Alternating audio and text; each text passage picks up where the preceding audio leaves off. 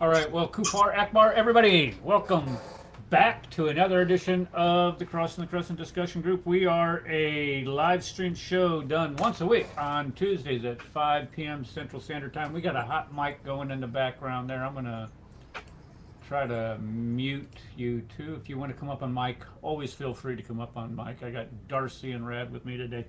Um, Sorry about last week. I completely forgot we were out of town. We were down in Atlanta. We were down in Atlanta last week, and we left. Actually, no, we went Tuesday. Tuesday, we went to Indianapolis to watch the Caitlin Clark Indiana Fever team lose. Bunch of losers. They got beat pretty badly.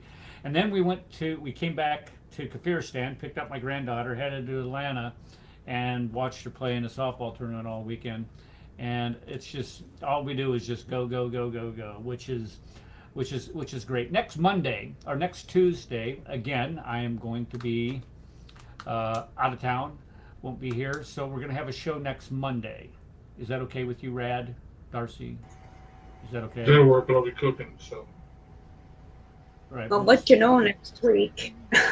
okay. Well, we'll just do the best that we can in order to get here on Monday instead of next Tuesday, and then I have a normal schedule. I'm not sure if I should What's announce normal for this. you, dude? Well, see, this is the thing. I'm not sure if I should announce this or not. I'm the heck with it.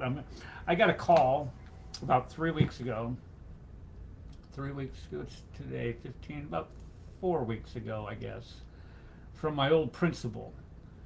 And she said that a history position had opened up at the school, and she wanted me to come back and teach for another year. Um, and so I said yes. So I am going to be going back into the classroom here in a couple weeks. And so this is why I'm going to start having a normal schedule where I just can't, the Queen and I just can't take off and go where we're going to go. We are going to take off. I will say this: we are going to take off a week in October because it is our 40th anniversary, and we're going to. I'm not going to say because I don't want stalkers going down there, but it's not here in the United States, believe it or not. We're going to stay at a resort. But anyway, welcome to the show. Today we're going to be talking about the fruits of Islam or Islamic fruit. When we did a show, we did a show the first week of January, and it was about this. And here's the reason for the show today. The reason for the show today is because I am sick and tired of reading headlines, watching headlines of Muslims killing people in the name of their religion, and nobody's saying boo about it. Now, I know we don't have the biggest audience here on Radio Free Kafiristan. Well, no, it's not Radio Free Kafiristan. This is the Crossing the Crescent discussion group. We don't have the biggest audience here on the Crossing the Crescent discussion group. I realize that, but we have an audience, and we do get views. And I'm just going to keep hammering this until I'm blue in the face, I guess. But the fact is that when we start looking at what is happening, not only across the globe, but here in the United States, this scourge of what we call, and I'm going to say it, I'm going to qualify it, but I'm going to say it, but this scourge that we call Islam is killing people in the name of their religion. Now, let me qualify that. When I say it is Islam, it is what is taught not only in the Quran, but it's also taught by their false prophet Muhammad. If you look at what I wrote about on the intro, it's on YouTube. Where did it go? Here we go, show notes. And I quoted from Matthew, the Gospel of Matthew. Where did it go? Here we go, show notes. chapter 7, verses 15 through 20. Let me read these. Let me just read these verses to you so you get some context about what I'm talking about. Beginning in verse 15, our Lord and Savior Jesus Christ says, "Beware of false prophets who come to you in sheep's clothing, but inwardly they are ravenous wolves. You will know them by their fruits. Do men gather grapes from thorn bushes or figs from thistles? Even so, even good tree bears good fruit, or every good tree bears good fruit, but a bad tree bears bad fruit. A good tree cannot bear bad fruit, nor can a bad tree bear good fruit. Every tree that does not bear good fruit is cut down and thrown into the fire. Therefore, by your fruits, you will know them." So what we look at is the fruits of Islam. This is why the title of the show was Islamic Fruit. What do we know? What is the fruit from this faith system? What is it given? What is it given to the world? And I will submit, it's too bad Ed ain't here, but I will submit that over 500 million people have been killed in the name of this religion. And what we see going on today is a continuance of that all across the globe. It isn't just on the continent of Africa. It isn't just in the continent of Asia. It isn't just in the continent of North flipping America now. This is a global problem. You would think that maybe, okay, so let's just say these people in Nigeria, they just don't understand Islam and they go out and kill people. Okay, fine. Maybe that's an isolated incident. But if you go to the Religion of Peace, they've documented over 47,000. 47,000. Let me say that one more time so you understand. 47 flipping attacks against non-Muslims and Muslims alike in the name of their Allah so they can establish their religion on the earth. I am tired. I am really sick and tired of people not saying boo about it. We can sit here and we can talk about, well, the Quran says this, you don't understand the Arabic. Screw you. Screw you. Too many people understand the Quran and it's just a plain reading of it. And when they read verses like 9:21 or 9:29, 9:5, I could rattle off a billion of them. Not a billion, because there's not a billion verses in the Quran, but you know what I'm saying. You can sit there and point. Can I point out? Go ahead, Doug. I'd like to point out. Go ahead. Go. The standard Islamic narrative. There's no coincidence that it's sin. S-I-N. Sin. Right. That's a great point. The standard Islamic narrative. It's like used as an acronym. It spells sin, and that is the fruit that it bears. So what we're going to do today is we're going to look at some of the fruit it bears. Just remember, there is no. Let me see here. Let's put this up here. There's no modern Islam, only Islam. Most Muslims who rise above the hate-filled ideology is a testament to Yahweh making us in His image and giving us a conscience. Absolutely, and I agree 100%. The thing with Islam is that people say, well, there's so many millions and millions, hundreds of millions peaceful Muslims out there, and that is so true. I agree 100%. There are hundreds and hundreds and hundreds of millions of Muslims out there that are peaceful. And there are a majority of them, a big majority of them, I would even submit. But let's just say 10% believe in spreading Islam through jihad. Like, I'm going to show you a couple of videos today of what they're saying. Let's just say it's 10%. Well, if there are, as some people say, 2 billion Muslims, which isn't that high, but let's just pretend and go with you, okay? Let's just say there's 2 billion Muslims out there. And only 10%, a small fraction of them want to spread Islam through jihad, like is commanded in this book right here. You can't see it. Let me pull it over there. I got my piggy sitting on it. Yes, that's their Sharia, reliance of the traveler, where it says that jihad is meant to spread Islam. That's still 200 million people. 200 million. And the United States Army, you look at the United States Armed Forces combined total, I believe we have like 2 million, maybe 3 million people if you include the reserve forces. That's 200 million people, folks, want to spread this ideology through force. And it isn't just the violence, which I'm going to discuss, but it's also some other sick aspects of it that's been everybody and their brother. I don't say everybody and brother, but if you look at, you watch David Wood, you watch God Logic, you watch, I'm not sure if Sam Shimon, the people that get all these, hundreds of thousands of views on their YouTube channels, what have they been talking about?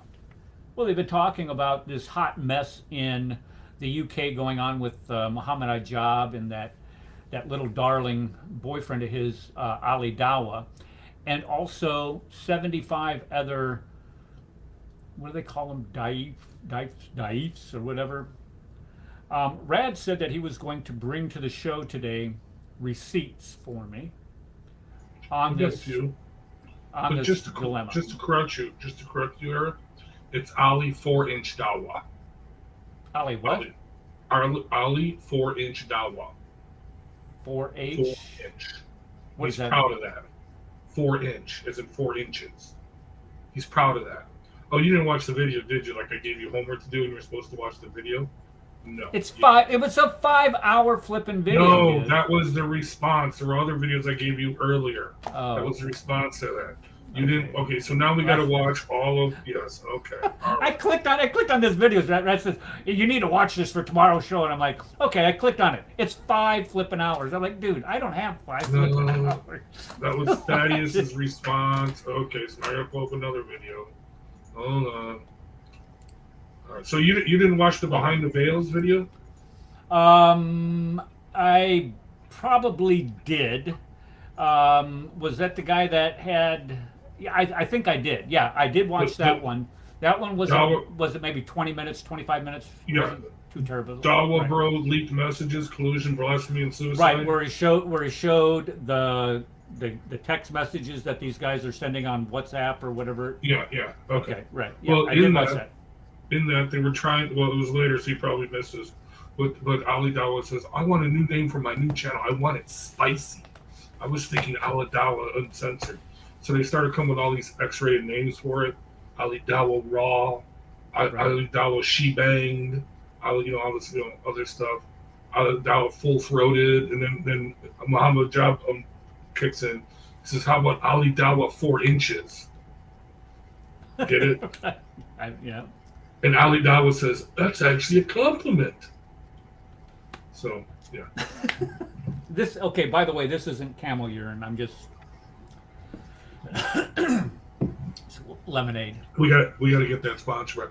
But anyway, so the thing is, Ali Dawa's got a itsy bitsy teeny weeny Dawa machine there going on for him. But yeah, he's proud of that. But anyway, yeah, so it's Ali 4-inch Dawa. Yeah, okay. Just let you know. Okay, so what were you going to say about that? Were you going to say anything? Oh, okay. So a lot of you probably don't know this, but this dude behind veils, I forgot his real name. Behind veils. So he first came to the scene with Aisha and Muhammad, right? Okay, the first video like months ago. So I checked his channel, and he's got this whole playlist about him and his ex-wife. Evidently, he went through this divorce with this woman called Dunya, and she was a da'i for women or whatever. They were marriage counselors or something like that. Okay, now hold on a second. Hold on. Whose ex-wife are you talking about? This is the dude behind veils. Behind veils. Okay. Is that Behind veils, divorced this woman called Dunya. Okay, back in 2023. Okay, all right. Okay. He's got a whole playlist of videos where he goes through his messy divorce. Okay? I guess it was pretty brutal, and he's pretty nasty towards her. And he's given all the evidence against her. Okay? She's a horrible wife. blah blah blah. She ripped him off. She stole from him. She falsely accused him of trying to kill her. She did. She all this nasty stuff about her, right? Well, in this video, which I'll get to in a bit, he actually buys her a new iPhone, and he's updating the new iPhone, and he downloaded her backup from iCloud to their laptop. Okay. And he noticed there's all these sound files. So being a trusting husband that he is, he starts listening to these sound files. Like, what could she possibly be recording? And she recorded conversations with, this one conversation with some imam, okay? And, you listen to her voice. She's kind of talking very flirty with him and stuff like that. But we'll play it for you. You can listen to it. But it's very telling. Remember, this is 2023. He posted this. Okay. Let me share the screen here. Hold on. Okay. Do I need? So you guys following this so far? Yeah, So I got it. I don't know. Darcy Okay. might not be, but I sure as heck am interested in it. Okay. I I'm understand. sorry, I don't hear anybody but you. You can't hear Rad? No. Can anybody hear me on the YouTube channel? Okay, let's let me Ask go ahead. YouTube. Is everybody watching this on YouTube? Can anybody hear me on YouTube? Okay, hold on.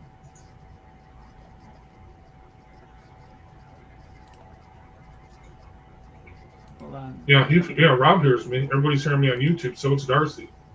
Hold Eric, on. no, it's not you, Eric. It's not you, Eric. Right. He's on this one.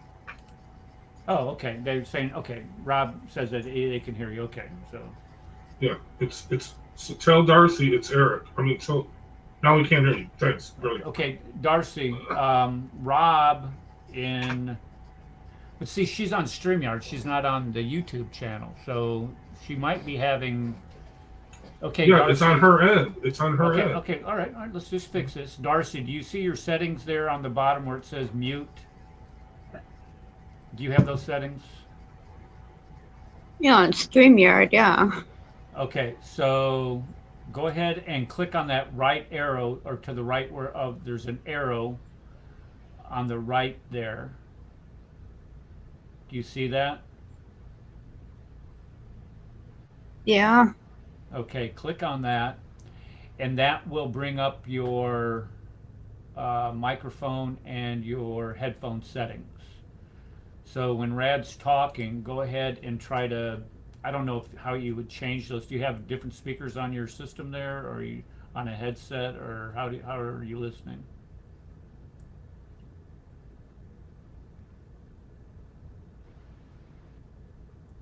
Peridot says he hears you, but that's on YouTube. Darcy, go ahead and play with that. I'm sorry, I don't know what else to tell you. I don't know what to say. I'm not a Rad. You're a tech guy. You should be. Well, you can't tell her because she can't. Mamma mia, she can't hear you, so therefore you can't tell her what to do. Do you have any ideas, Rad, what she could do?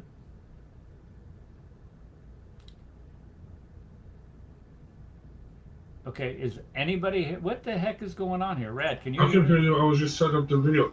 Yeah, you can tell her. I mean, she's got to change her sound settings, but try and just rejoin because she can hear you fine. Okay, she all right. can't hear Yeah, me. Darcy, go ahead and back out. All right, Darcy, go ahead and back out, and then come back in. Maybe that'll work. Maybe there's something that happened with that. Okay, all right, she'll be right back. Okay, so what are we going to show, Rad? What are you going to do here? Okay. So this is the secret recordings, okay? And he'll explain secret recording of his wife, his now ex-wife. That's probably why she's an ex-wife, because yeah, that's a secret recording. Duh. Dude, this is what I'm saying. All these Muslims, they record each other. They keep files on each other. Any interaction they have with each other, they are, because they don't trust each other. Because they all know they're going to backstab them in the back at any moment. Okay. Right. But here, let me share it here. On screen. Don't show this again. Okay. Can you see it? I'll make it bigger. I can see it. Yep. I'll make it bigger. Hold on. Okay, this one's 2 hours long, but you. We're not going to play something. 2 hours. Notice Right. I already got it set up. Thank goodness. All right. Can you hear me, Darcy? What, is that Darcy or no? I can now. You can hear Can you him? hear me now? Darcy, you Yeah, I can hear you that? loud and clear now. Super. Okay, Yes. All right. Can you hear Good me? deal. Here we go. All Tell right. me We you can can hear hear you it. just fine. All right. What does that say? What is I offended? What does your avatar say there, Darcy? I offended your common sense.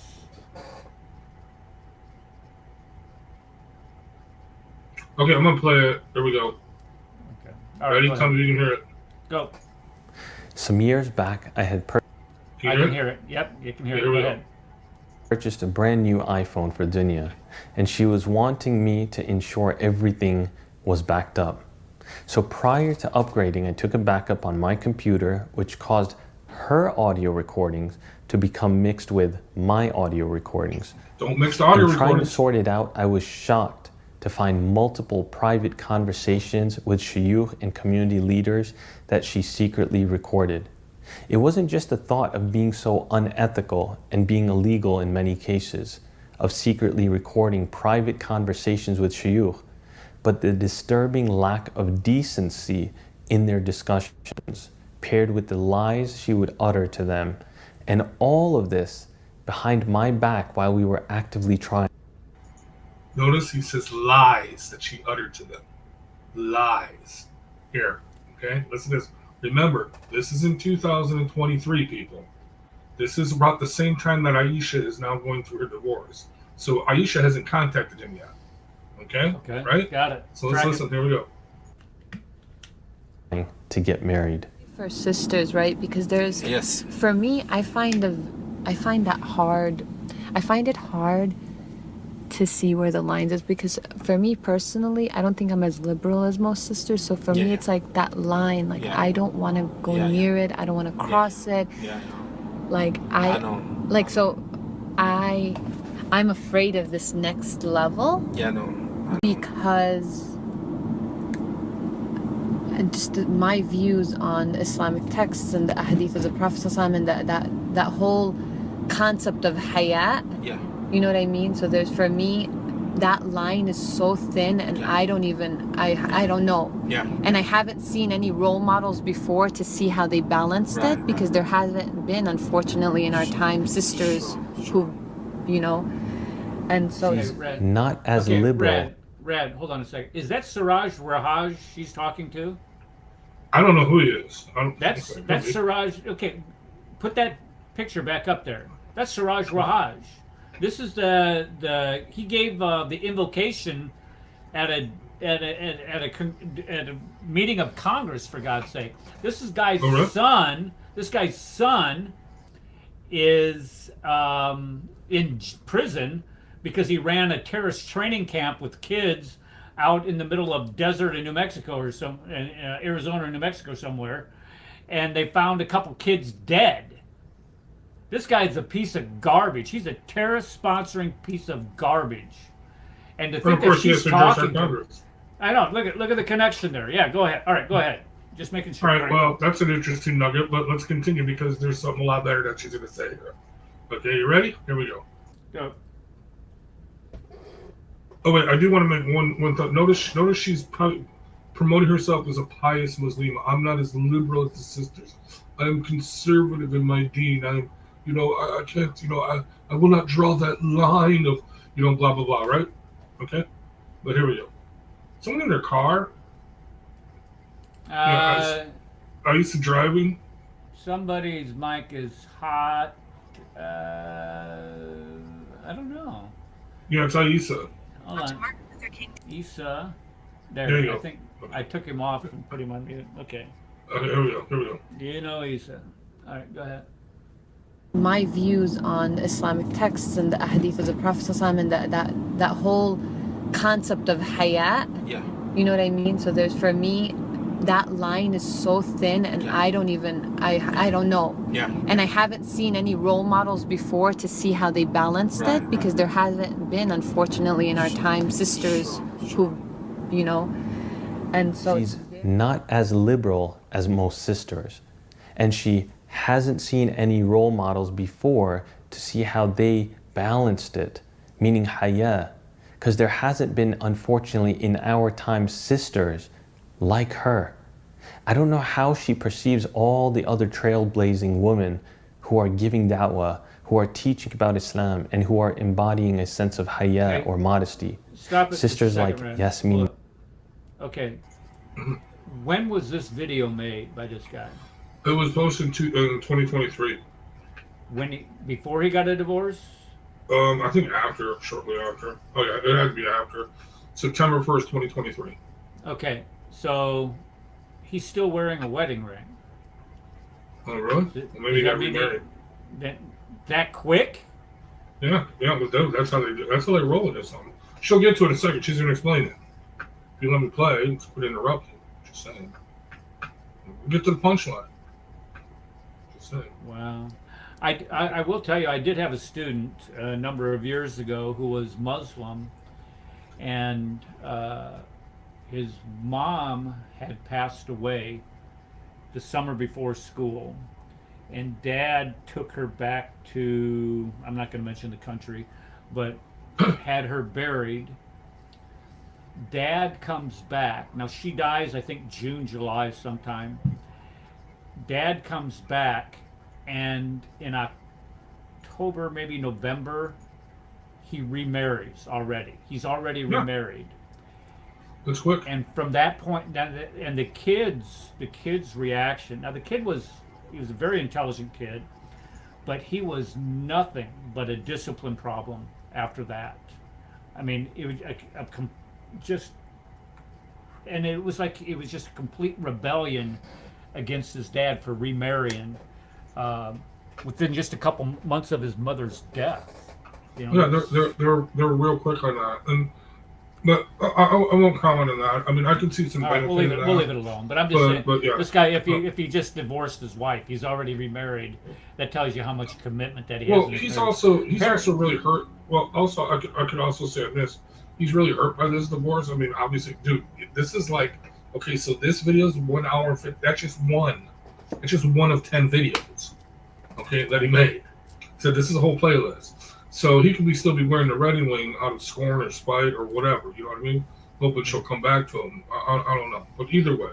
But let's continue. All right, let's hear what you guys. Let's continue. Here we go. Mujahid, Dr. Haifa Yunus, Rania Awad, Muslima Permel, alongside many others. Check my own email address anymore because of the amount of, if you go to for example, my Facebook and you look at the comments, it's disgusting. For real? Yeah, Muslim men are disgusting, sorry. Did you hear that? I can't understand what she's saying, to be honest with you. I can't understand it. Sorry. You didn't hear that? I can hear it, but I can't understand what she's saying. Muslim men are disgusting. Oh, Muslim men are disgusting.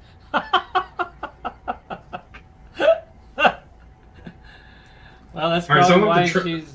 Well, then why is she talking to this guy? Siraj Hold on, Wahaj then is I'm gonna have probably okay. the par Why didn't excellence you tell example me? of being disgusting.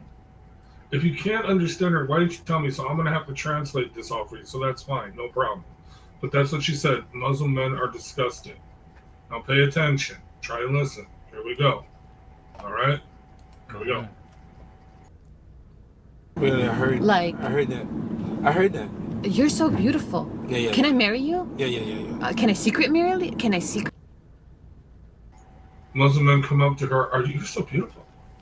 Can I secret marry you? Can I secret marry you? Do you understand that, Eric? No, I didn't. She wants a secret marriage with this guy? Is that what she's saying? No. She's saying Muslim men are so disgusting. They come up to me and they say, "Oh, you're so beautiful. Can I marry you? Can I secret marry you?" Oh, really? Yes. Wow. Hold on. Here we go. Wow. Secretly marry you you? kidding And then me? I don't know if you heard this whole new trend with the imams, where No. they're all She says, I don't know if you've heard this new trend with the imams. I don't know if you heard this new trend with the imams. Do you understand that, Eric? Okay. There we go. Secretly marrying in different states and Of secretly marrying in different states. It's a new trend. Hold on. Okay, so just to catch you all up, if you couldn't understand her, she says she's talking to this sheikh. She's saying that she's most pious. There's no role models for her to follow because she's so conservative. She's got the deen. She's not like her liberal Muslim sisters. And then she says Muslim men are so disgusting. They come up to her and they say, "You're so beautiful. Can I marry you? Can I secret marry you?" I don't know if you know the new trend, talking to the sheikh, but of these imams secretly marrying women in other states. Are you guys following this, right? What is it? Does this sound familiar to you, Eric? Does this sound familiar to you? It sounds exactly what's going on with Hijab and his crew. Right, okay. But now listen to it. Remember, this is September 1st, 2020. This is when he posted it. He could have made the video like months before, whatever. But anyway, this is at least when it's posted. But listen to his response on this. And let me know if you can understand it, Eric. I got no problem translating for you. It's no problem. But you got to let me know. Okay, here we go. With shields and guns drawn in SWAT-like fashion. After a few minutes, they would end up charging and breaking through my front door as I was deep asleep. Who was trying to do this to him? No. Hold on, I screwed up. I screwed up. Hold on, we gotta go back. All right, hold on. Attempted murder, imaginary secret recordings. So we gotta start over here. will start Of course. they won't have faith in Islam anymore because they am I Religious, weak Muslim men are so disgusting. For real? Okay. Yeah, it's true. I have girls coming up to me everywhere I travel, and they name these. And then I don't know if you heard the dress anymore because of the amount of. I heard that.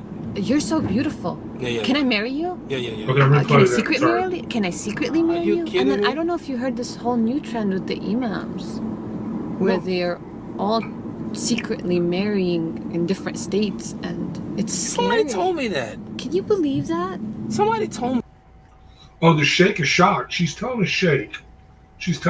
Are you familiar with this new trend of these imams marrying women secretly marrying women in different states? He's like, somebody told me that. He's like shocked. He's probably got women in different states. You know what I mean? She's telling him what he already knows. He's playing shocked, right? But here, let's continue because I screwed up here. Here we go. Me that. It's true. I have girls coming up to me everywhere I travel, and they name these prominent, huge mashayikh, and they're like, he married me for a weekend, and he won't answer my calls. No, I heard that. Did you hear that, Eric? Did you understand what she said? No. Okay. She said, I have these girls coming up to me all the time in different states saying, I married this prominent sheikh, this prominent imam for a week, and now he's not returning my calls. And now, does that sound familiar, Eric? Yeah. Okay. So this lady is in the United States. Am I correct? Mm-hmm. What? Yes. Okay. Yes. So is not only is this happening in the UK, but this is happening in the United States too. Yep. It's in 2023. Wow. Wait, it's not just happening in the UK. Hold on. Remember, these Muslims are traveling all over the world. Bangkok, Malaysia, right? You see Ali That's what I was Dawah. saying at the beginning of the show. That all of this. This isn't just like it's an isolated incident where it happens. Like in the UK, where you have one teacher, Muhammad Hijab, who's got this huge following, and people are just following his sunnah or following the example that he's setting. This is a worldwide phenomenon within the faith itself. Yep. Here we go. Give it a listen. Here we go. I'll translate again for you. Okay. Everybody else following in the chat? Hold on. Everybody else following in the chat? You guys following? Okay. Here we go. It's true. Muslim men are so disgusting? and how random men are reaching out to her to secretly marry her. And then she goes on to relay a supposed new trend where imams are secretly marrying in different states, and that she has sisters everywhere she travels saying that these prominent, huge shuyukh married them for a weekend, and now they won't answer their calls. As difficult as it is to try and process this new trend of what I'll coin as religious weekend relationships, if this somehow by the stretch of the mind is a reality, why doesn't she address this supposed huge community problem? Why doesn't she report these supposed imams who are engaging in spiritual abuse and, according to her, marrying women for just a weekend? That Okay, did you hear him, Eric? Yeah, I heard him just fine. Okay. Does that sound like he believes her? Does that what? Did it sound like he believes her story about this new trend? It sounds like he's I don't know. I can't. I don't know. Okay. No, it doesn't sound like he believes her. He's doing air quotes. He's saying, okay, let's suppose this is true. Does that sound like someone believes you? If I say to you, Eric, okay, if you tell me something that's totally wild, okay, like you're going to become a Catholic, and I say, well, suppose that's true. Does that sound like I believe you? No. Right. So he's not believing her. She's saying this back in 2023 that this is happening. This is his, well, now wife, supposedly when he's still married to her. But he doesn't believe her then, right? He doesn't believe this is happening, okay? This new trend is happening. Do you see what I'm saying? Okay, This happened basically under his watch as well, and he didn't believe it. Now, is he a leader at a mosque someplace, or? You know what? He's on the Dawah Grift. They do seminars, and from what I understand, marriage counseling and stuff like that. Okay. And that's something they're going to get into, Islamic marriage counseling. I think she says Yasser Qadi, but I can't make it out. When I read the transcript, it doesn't come out, so it might not be. But she talks about some of the marriage counseling she took when she was 16 years old. Remember, she's a licensed therapist. But they're on the Dawah Grift. They do seminars and stuff like that, how to teach you to be a better Muslim, how to teach you to witness to Christians and stuff like that. So they basically charge like $1,000 a night. You know what I mean? Okay, for their seminars. You know, they discount it. You know, $1,000. But if you join now, it's only $5.99. Plus, you get a free continental breakfast of all challah fruit. You know what I mean? Okay. Anyway, and bagels, but they're not Jewish bagels because we can't have those. But yeah, so they're totally on the Dawah Grift. But he's really into, like, as you can tell, he's really into editing and film and stuff like that. No, he does give a good presentation. Okay, I do give him that. But anyway, web design, stuff like that. Okay, but let's continue on here. So I'll break it up and but basically, he does not believe her. Okay, all right. He's totally doubting her. He's throwing her on the bus. This is stupid. You are insulting the ummah. You are insulting the dawah. You're making these outrageous claims, right? So he doesn't believe her in 2023, but somehow he believes Aisha when it comes to Mojab. It's just kind of funny how things change. Maybe if he would have listened to his wife and believed his wife, he'd still be married to her. Is what I'm saying. You know what I mean? Okay, I'm just saying. But anyway, here we go. that we have to read it, right? الأخسرين أعمال الذين ظلهم في الحياة الدنيا وهم يحسبون أنهم يحسنون صنعا. They think they're doing good, but guess what? In the day of judgment, it's like, oh wait, I did all that good, but it all got. Yeah. So for me, I have so many people tell me, do it, Sister Dunya. You're the only psychologist, marriage therapist who also has, you know, Islamic studies, who also can read and write in Arabic and Quran, and do it. But then at the same time, I'm like, wait, am I gonna do this and lose myself? In the end, that's She looks like Because I've death seen warmed huge over. shuyukh do really big Doesn't she? She looks kind of mistakes ghoulish. because of this. You know what I mean? sure. Because subhanallah, once you get in, Okay, you know, so why someone is told me she this. They're like, talking the to this higher guy you to go begin up, with? the more you're gonna know, the more you're I have no idea, dude. I mean, like I said, he just found all these recordings that mysteriously were mixing with his recordings. Okay, so this guy is purposely putting Siraj Wahaj's picture up here, Mm-hmm. and Siraj Wahaj is talking to this guy's wife, and Mm-hmm. she's smoozing up to Siraj Wahaj Mm-hmm. behind her husband's back. Mm-hmm. Yep, telling him about the secret marriages. And he's like shocked, really. And she's Siraj talking Wahaj flirty is to. shocked. Yes, yes. He's like, Okay, I find someone. well, Siraj Wahaj is a dishonest, lying piece of garbage. And He's like, someone, you know, someone. so, She told me about this. I am shocked. But let's continue because it gets kind of spicier. Here we go. You're gonna wish you never knew. And subhanAllah, I'm not even that high up. Like, I went to Malaysia and I saw with my own eyes. Okay, she went to Malaysia and she saw with her own eyes. Remember, I said this is like worldwide. Here we go. What some of the people are doing coming from America, these huge names, Really? and they're, subhanAllah, for a weekend. Really? And so imagine SubhanAllah, for a weekend. These huge names coming from America, they're going to Malaysia. They're marrying these Muslima girls for a weekend and then flying back. Dude, this is like prostitution. This is actually could be considered a crime. Remember, you cannot, under United States law, you cannot travel to a foreign country to buy a prostitute. Okay, seriously, that is against the law. You cannot travel to a foreign country for the intent of engaging in illegal sexual activity. Okay? And prostitution is illegal under federal law. Now, you can talk to my libertarian friends that will say that should change, but I'm just saying. Anyway, but she's talking about in Malaysia, these high profile, okay, Dawa guys from America are going, okay, to Malaysia to marry these women for the weekend. didn't our friend get a mail order bride from Indonesia, or was it Malaysia that he went to? Our friend, which one? Marshall. Oh, yeah. They all do it, dude. Yeah, so there you go. That explains it. I mean, again, the title of the show is Islamic Fruit.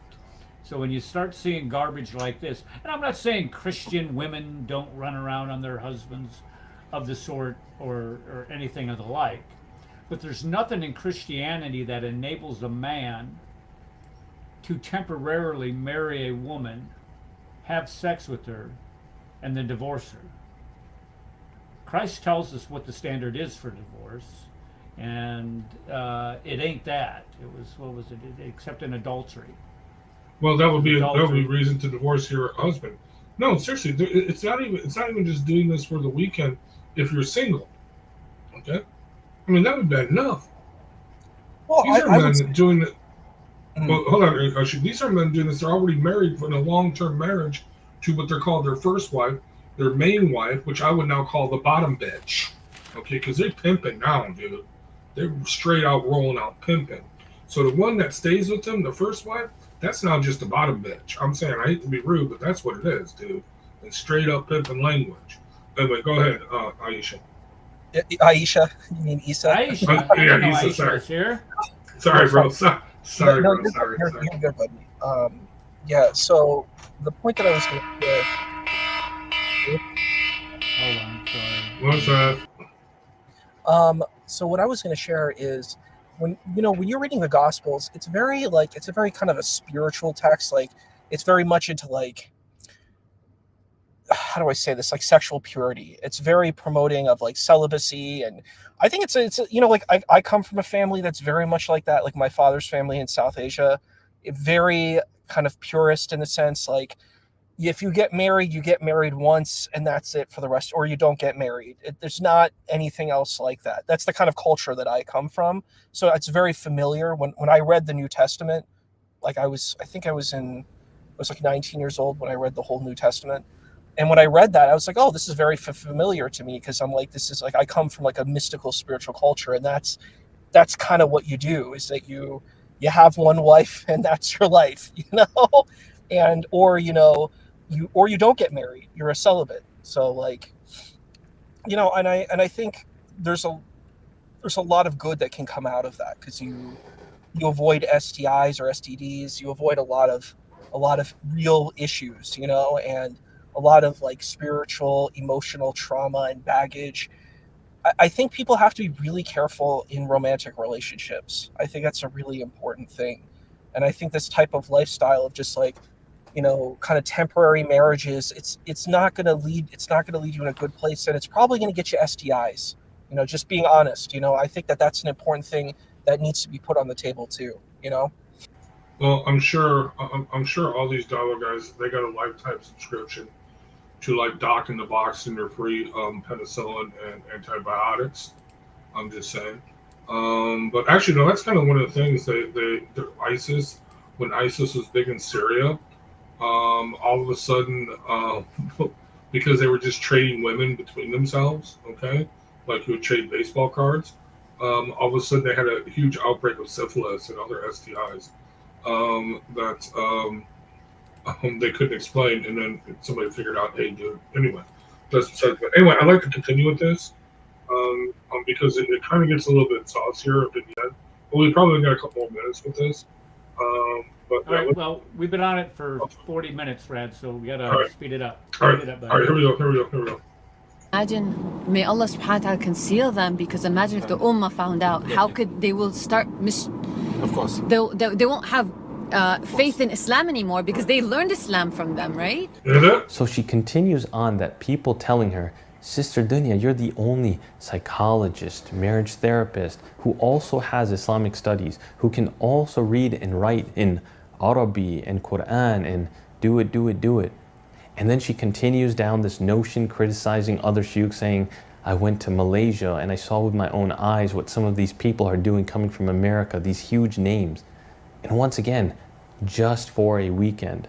And how the ummah will be in shock. Subhanallah.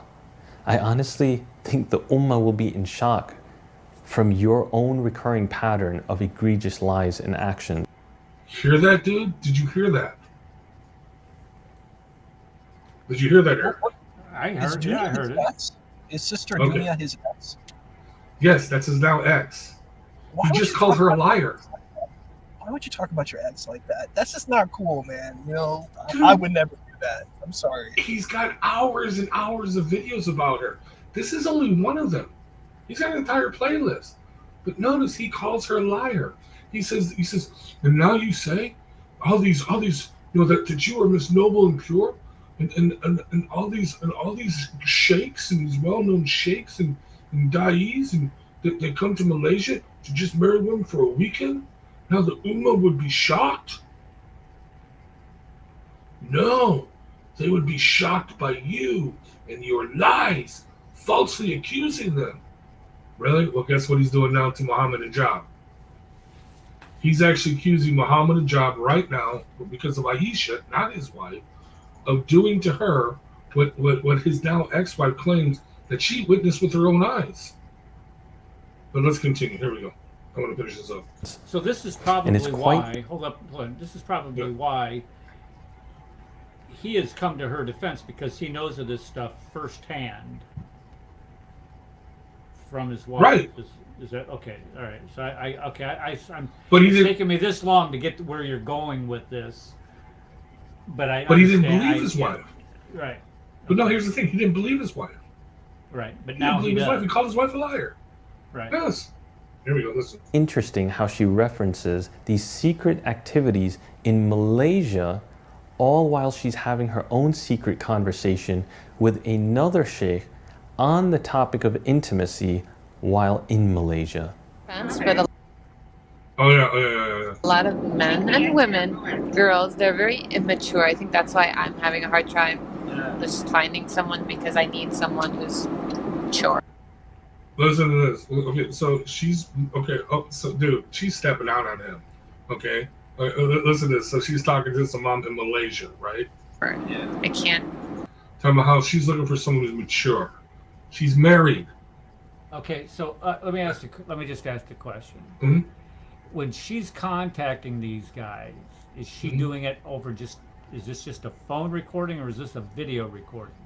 This is all in person. It sounds to me like this is all in person. It sounds like what? It's all in person. It's in person. She's like It's in seriously person. sitting down there So he talking is. to them. So this imam is seeing what this woman. I don't mean to In Malaysia. disparage her looks. No, she looks like death warmed over.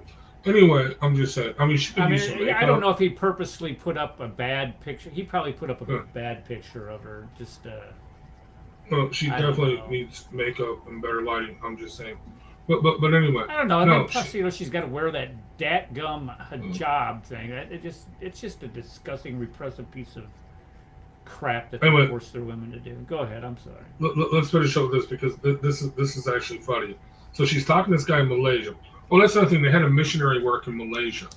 That's why she's in Malaysia. But anyway, here we go. But she's talking to him. She actually says, these Muslim men, they're so just immature. I need someone more mature. She's married to a dude right now. She's talking to this guy, and she's already married, and she's saying that these Muslim men are so immature. I need a mature man. But here we go. Deal with. I don't want to be a mom. No offense, but these Islamic courses that it's all about intimacy, all just, like, even I took like a garment with Sheikh Yasser Qadi, he said just fake it and whatever, and all these things that. Yeah, she's saying these Islamic courses. Remember, she's a supposed marriage counselor. She's a psychologist. And she's saying all these Islamic courses, it's all about intimacy. I took the course from Yasser Qadi. She actually does say Yasser Qadi, I believe. And it's all I about... got an article on Yasser Qadi for today's show, as a matter of fact. All right. Well, anyway, she's saying that this Yasser Qadi is just telling these women just to fake it. Just to fake it, okay? Well, here we go. Listen to this. Listen to this. Oh, I did it. Damn it. All right, hold on. Imam Siraj, that many aspects of this But guess what? I'm a third. Like the Prophet sallallahu alaihi wasallam. These Islamic courses that honestly think I need someone who's mature. I can't deal with. I don't want to be a mom. No offense, but these Islamic courses that it's all about intimacy, all just, like, even I took like a garment with Sheikh Yasser Qadi, he said just fake it and whatever, and all these things that I thought were completely ridiculous, but I was like, oh, they know better, right? That just destroyed everything that I learned from the Islamic world When on you marriage. mentioned the just fake it part, because I attended his the first time he taught that. I did And too. I listened to it I with was my wife, and I was 16. like, I disagree with that. She's 16, taking a marriage course from Yasser Qadi, where they're telling women to just fake your orgasm, fake being in love, okay? Basically, fake it till you make What it. did you say about Yasser Qadi? What did you say? Yasser Qadi teaches a marriage course, okay, on intimacy. She took it when she was 16 years old. She said, okay, and it's all about in Yasser Qadi's course. Actually, according to this guy too, this imam, it's all about women faking their orgasm, faking being in love, faking everything in their relationship. Okay, basically, okay. Just put on a brave face, okay? And then she goes and she becomes a psychologist, a marriage psychologist, and it's the opposite of what she's taught in marriage psychology, okay? So, but let's continue. Here we go. I totally disagree. That goes against everything that any marriage therapist in the world would tell you. Like the Prophet. That goes against everything that any marriage therapist in the world would tell you. So now she's disagreeing with the great marriage counseling advice of Yasser Qadi. She's saying that the kuffar marriage counselors would say that goes against everything. But let's continue on. Prophet sallallahu alaihi wasallam was known By the way, if your children are listening, this gets pretty vulgar, just to let you know. for spending time in, just making his wife feel. And isn't there a hadith not to jump on your women like animals? Like, She says, isn't there a hadith that to not jump on your women like animals? Did you hear that? There's an actual hadith that says don't jump on your women like animals. Did you hear that, Eric? I did not hear it, but I'll take your word for it that that's what Okay. she said. All right. There we go. Foreplay is important. and then he kept talking about like lube and stuff. I'm like, And then he kept talking about lube and stuff. She's 16 taking this course. Hold on. Here we go. Here we go. Hold on. I think it's because I was like, how could you?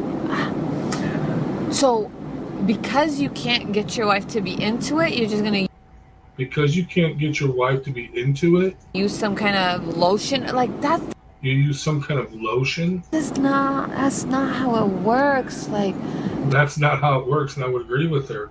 But remember, this is the Islamic marriage counseling that these like Sheikh Yasser Qadi is giving to women, young women at the age of 16 years of age.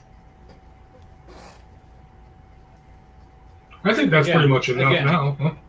Again, everything about this faith system is flipping disgusting. When we start talking about the fruits of Christianity and your actions as a Christian, and you compare them to the fruits of Islam, and when this came out, whenever it came out, and we were discussing it here on the show, we were talking about, look, if this was just Muhammad Hijab doing this type of crap, having these, hotel marriages or whatever, okay, that's a failure as a man, as a leader, as a husband, however you wanted to categorize it.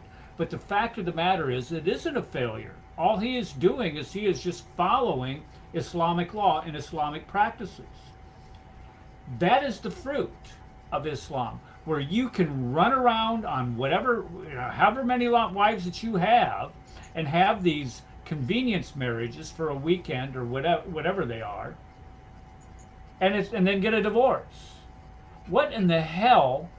And again, that's where it comes from. It comes from the pits of hell. And so when we start talking about these type of things, and looking at its application, here is it's just of the flipping devil, in order to do this to women, period, but to your wife. Go ahead. Sorry. Yeah, no. I want to address something that one of our commenters said. Paradox said, there's 3 types of Islamic marriage: regular marriage, temporary marriage called muta, okay, where it's basically prostitution for set time to the wife, and then temp misya marriage. Okay, so the muta marriage, that's not Sunni. Okay, that's Shia. So I mean that would be a thing. But again, so okay, here's the difference. In Shia Islam, you can have muta marriage where you actually negotiate a time. You can say, I'm going to be married to you for this amount of time. It can be in 15-minute increments. Okay, there's actually a cute little meme I saw on X. It's a video, actually, and it says, what $200 buys you in California. And it shows this young woman coming up, obviously a prostitute. And then when they go upstairs, he's like, 10 minutes later, comes walking down the stairs. And they both come walking down the stairs. And he's like, then he's putting her to work and mowing the yard. And he's like, I still got 40 minutes. I thought that was kind of funny. Yeah, anyway. But yeah, so muta marriage is, no, you set up time for divorce. The misya marriage, that's the same as muta, but they don't say, okay, that it is, that there's a time for divorce. In other words, they say, well, you're only married in this hotel room. Or you're only married at this point in time. Okay? After the man leaves, you're kind of like in a quasi zone where you're not really married. Do you see what I'm saying? So there's no real negotiating time for divorce. I'm sorry, what? Oh, you got to mute him. He's arguing with the Burger King lady, I guess. Yeah, I muted him up. Yeah, he was arguing with somebody, but I did order that. Anyway. But yeah, so I just wanted to make that point clear. But like, do you see the depravity, though? I just want to show you, this is depravity. First of all, this is not an isolated thing. This is happening according to his ex-wife, who he did not believe at the time that this was happening. And then, 2 years later, now all of a sudden he believes that it's happening with Muhammad Hijab and these other du'ats, but they're all bragging about it. They're all talking about it. They all tell you this is what we're doing. Dude, it's just one big, seriously. I mean, it's just one big sex scandal, Islam is. That's what it is. It's a sex and death cult. You know what I mean? Exactly. That's the fruits. That's the fruit right there. These guys, you know, here, let me just throw this one up here on the screen for you. And I had this a couple weeks ago to show a couple weeks ago. Let me just show it real quick. Screen right here. I think we can all remember this. Where you had this Afghan guy trying to marry a 6-year-old girl. But look at here. The Taliban government says she must wait until what? She's 9.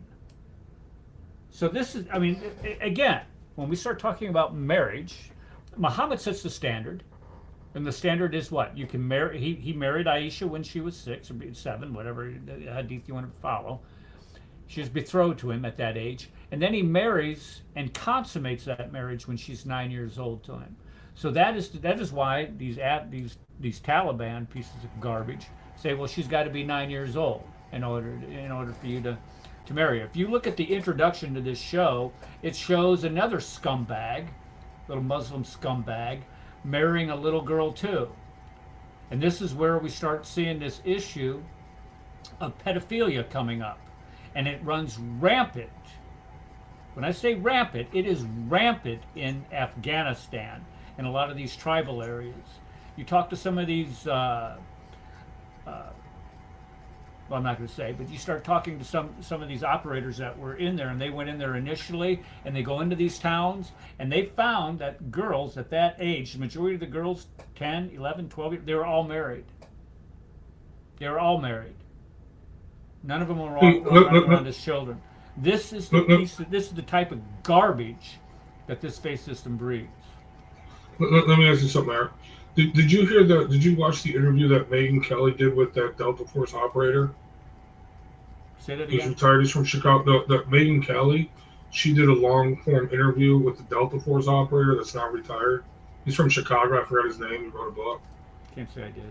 Sorry. You can't say that. Well, anyway. Well, he was actually talking about some of this stuff. He's like, yeah, that happens. Okay, well, there you go. Yeah. The Bakshi boys and stuff I like was that. talking about a couple guys that are from Kafiristan here that I know that talked about this. And it wasn't just during the invasion of Afghanistan. You go to other countries like the Gulf War, these long tabbers would tell you all kinds of stories about what they ran into when dealing with the civilian populace, and even the soldiers that were in many of those Islamic country armies. It's just sick the way that they, number one, treat women, but number two, more importantly, the age of the women in which they start engaging in marital activities and having sexual relations with them. These poor girls are traumatized. They're traumatized by the time that they're 10 years old. And they're in a dadgum thing that they can do the rest of their lives in order to get out of it. They're stuck. And they're stuck with old perverts for the rest of their lives. No. So that's real quick question. This is a side note on this. That Delta Force operator, he said that the Delta Force, they have the best food. Is that true? They have the best food? The best food, yeah. They got Pop-Tarts, beef jerky, and all kinds of stuff you guys don't get in I don't know about that. Yeah. But anyway, Okay, so are we done with this? Yeah, you can cancel that. I mean, that's pretty much all I'm going to play on that. Yeah. Yeah. It's a great point that you bring up here, that this guy that is actually trying to help Aisha had the same, and this is, and I understand now his motivation to this is the behind veils guy, correct? Behind veils, yeah, behind veils. Right. Okay. So this is the behind veils guy who is a Muslim who's willing, and again, this takes a lot of courage to step out. I didn't realize that he was from the United States. I thought he was from the UK myself, but it's neither here nor there. Yeah, he's in Texas or California, I think. Well, I got another video that reminds me of Texas. When I was doing research for this show today, I happened across this one right here. You probably like this.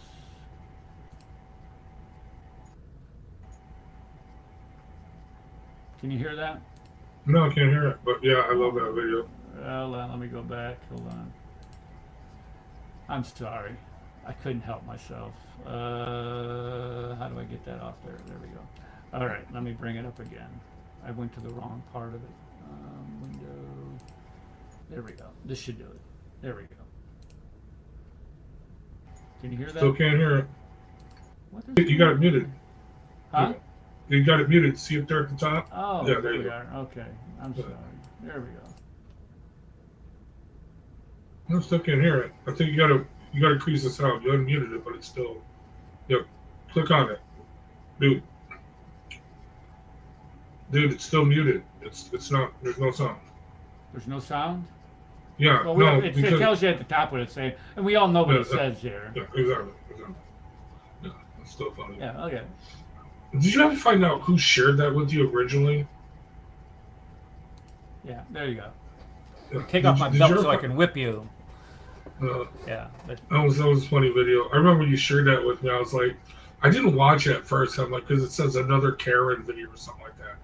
I'm like, right. dude, I don't need to watch these Karen Well, I don't videos. know why. I don't know why it came up, but when I was doing, Uh, the fruits for this, that popped up, and I remember specifically that they were calling him a racist for doing, and I think, to be honest with you, I think this is why he's out of the game, because there were so many people. I mean, you tell somebody that you're going to whip them with a belt. That's pretty bad. But then you tell that to a black man, people are going to have no empathy or sympathy for you. And he Darcy's said it perfect right here. This, and I could care less if you call him a racist or whatever for saying that to a black man. I don't think that's the case, but that's just my personal opinion. A lot of people have drawn other conclusions on that. My opinion is exactly what Darcy is saying here. He's nothing but a bully. And he's been a bully his entire life. You just look at it, and we've talked about it extensively on his police record here. Again, the fruits of Islam. This is the Islamic fruit this is what Islam produces. You are superior over the kuffar. You have the kuffar is nothing but 98.6, the worst of creatures, don't you see? And this is the type of behavior you get, the fruits that you get from Islam. Isa, are you there? I want to ask Isa a question. Isa, are you there? Isa's always busy he's always multitasking on this show. I'm Hey, not sure. what happened with Kentucky? I haven't heard anything about that. About what? Kentucky. We're doing that right now. Okay. No, because I haven't heard anything about it. No, go ahead. Yeah, let's go ahead and discuss that. Bring that up here. Okay, so last week, as I'm sure many of you know, maybe many of you don't know. I don't know. And the reason why I say I don't know is because, well, it really was a blip on the radar of the media. And the reason why is because this guy's a Muslim. This guy he's number one, you have this guy, he's from Lexington, Kentucky. What's his name? Well, at least it isn't Yabba Dabba Doo. It's this is Guy House. Okay, so he gets pulled over by a state trooper, and he shoots the state trooper. Real good. Okay, so that tells you the type of caliber that you have here with this guy. But then he goes to a church looking for his wife and his kids or something along those lines. They're not there in church that morning. Should have been in church, but that'll be a lesson. But they weren't in church. So what does he do? He shoots 3 people. How many people did he shoot? Was it 5 people? Fatally struck the trooper. I don't know. Struck whatever. He kills a mother and her daughter. Shoots the husband, and I think there was 2 other people that were shot also, if I'm not mistaken. But this guy, if you go to his Facebook page, this is his Facebook page. He's flipping you off. Fruit of Islam, espousing his support for the Hamas holes, for their raping, murdering, pillaging type behavior, and saying, "Oh, it is those Jews who are doing this to." This is the type of fruit that you get from Islam.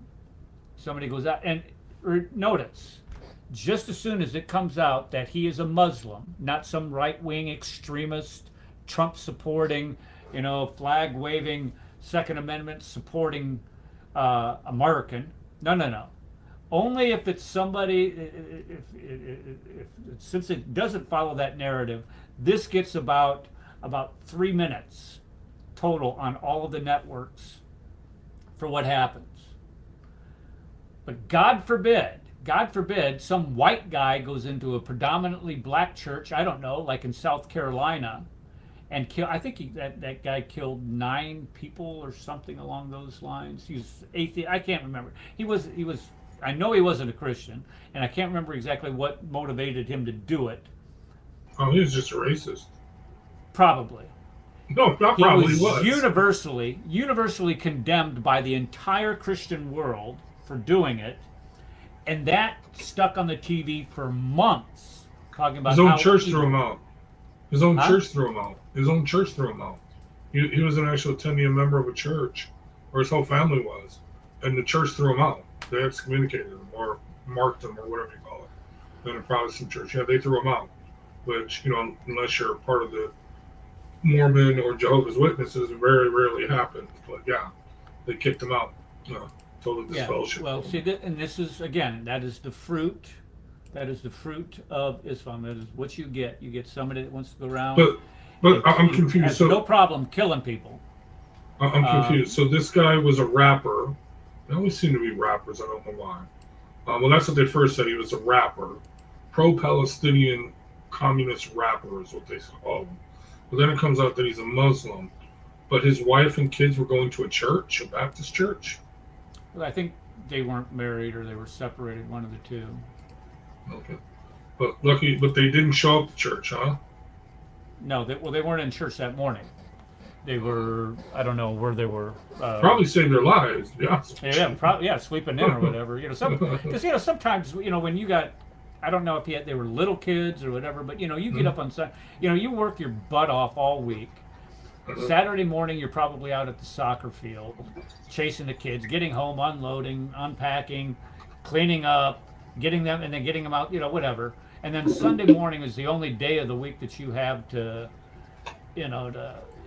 sleep in and just, kick back and relax.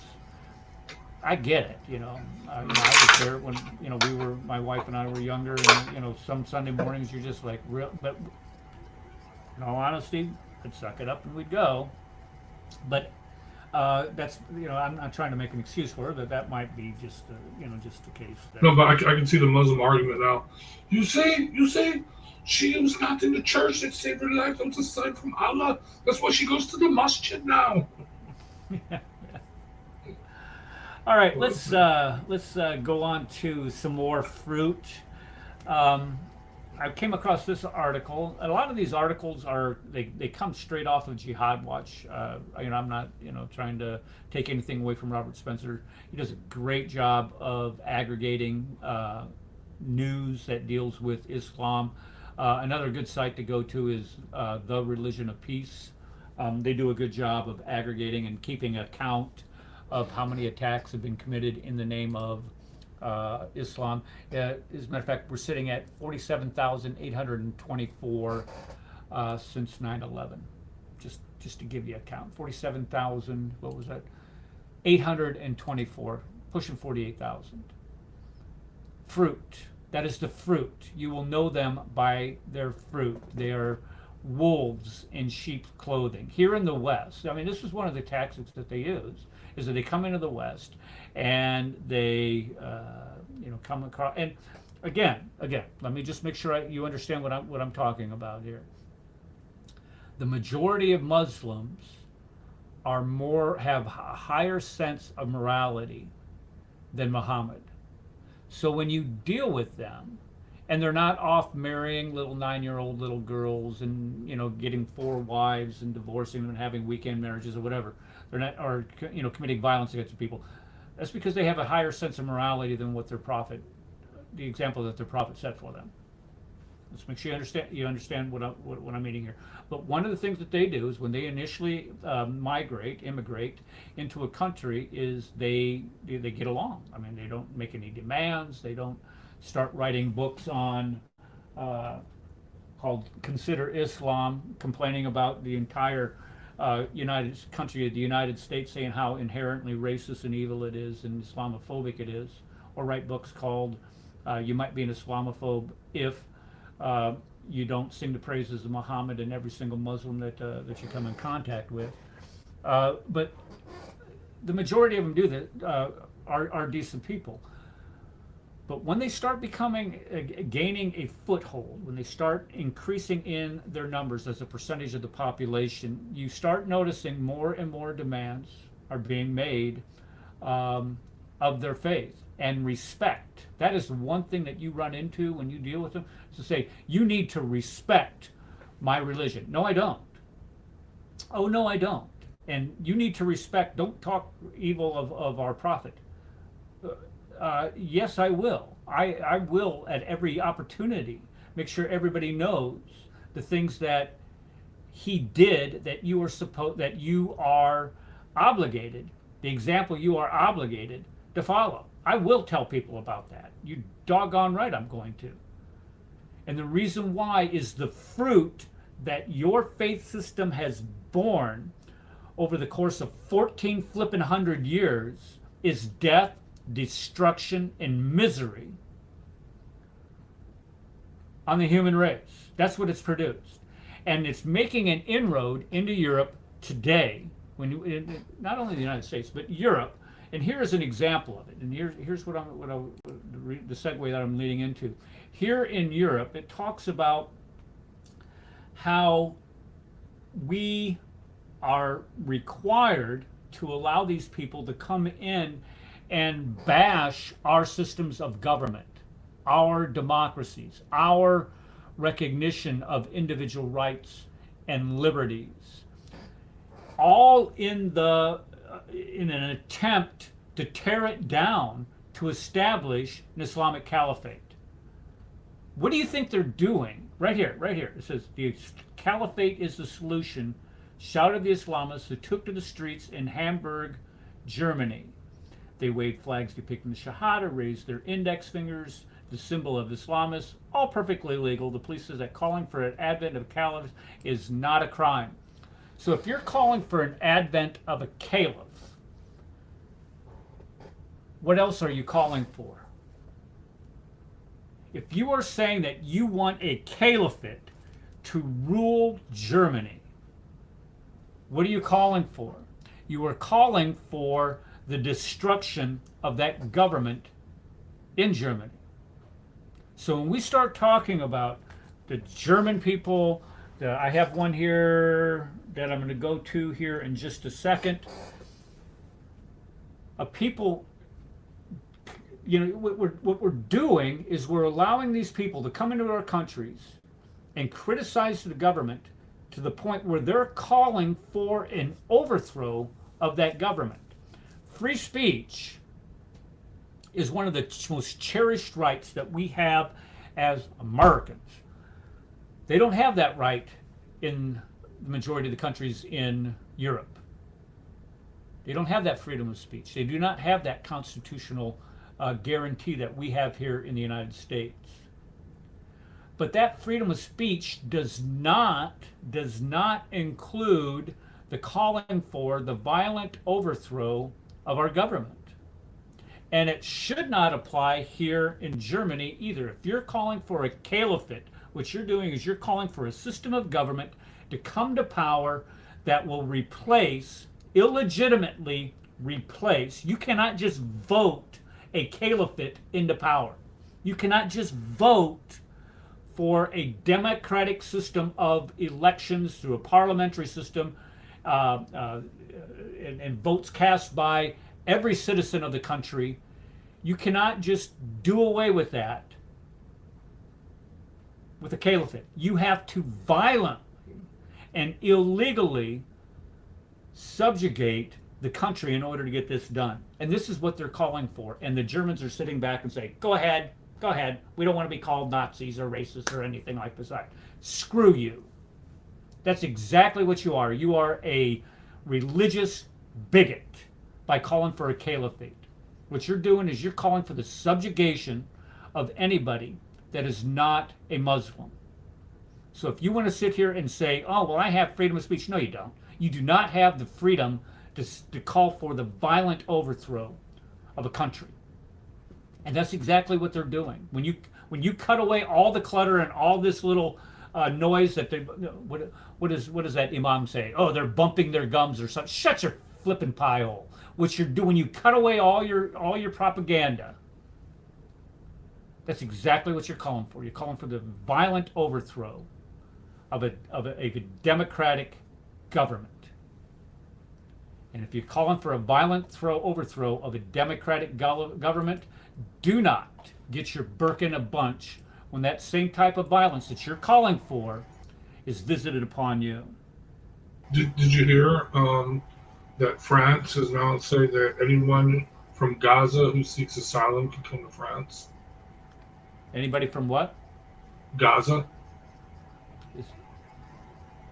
France is saying that anybody from Gaza is what again? I didn't catch that. Is eligible for asylum. Is eligible for asylum. Really? Yep. Yep, good luck with that one. Good luck, Yep. France. See you bye. Well, I actually think that's kind of cool. So all the Gazans can leave and go to France, which will make it really easy for us to make it the mega strip. Then we can build the Trump Tower, a resort casino, along with the Trump International Golf Course. And we can all get our timeshares, on that Mediterranean. I mean, seriously, there's enough room where every American family can have a timeshare on the Mediterranean, dude. Think about that, dude. Wouldn't that be wonderful? That would be beautiful. That's Yeah. what I'm saying, dude. What is this? What did you say? Where are you located? Where are you? Can you tell us, Peridot, where you are, where that would happen? Are you in France? That's kind of Peridot. That's French? That sounds Sure. Frenchy. Is that French? Maybe that's what he's saying. Yeah, France has been lost since the end of World War One.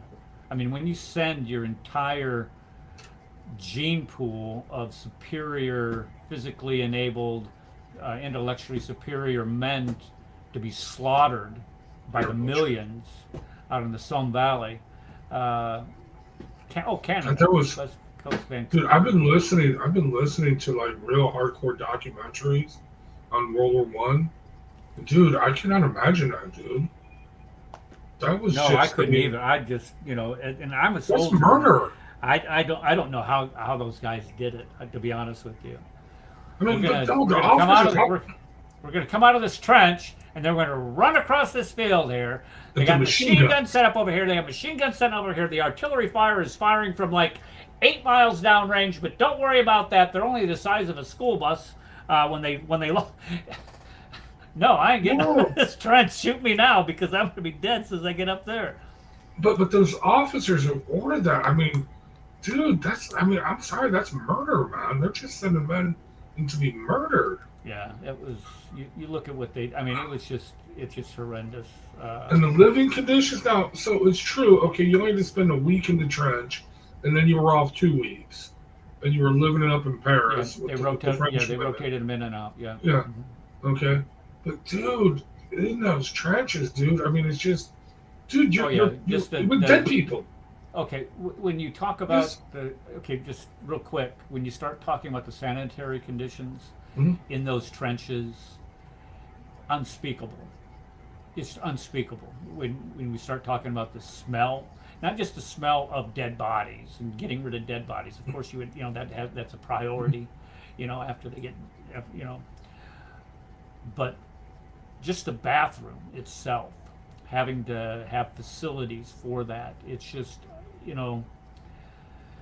Anyway, They okay, did. let's get to this next one. Let's get to this next Right, one. right. This next article here. Let me bring this up.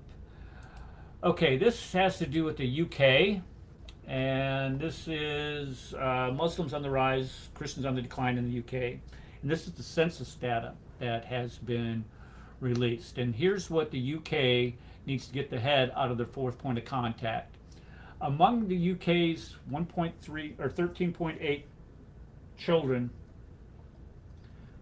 44% are growing up without religion. They're not going to church, or they don't know Christ. 36% are raised as Christians. So you have about one third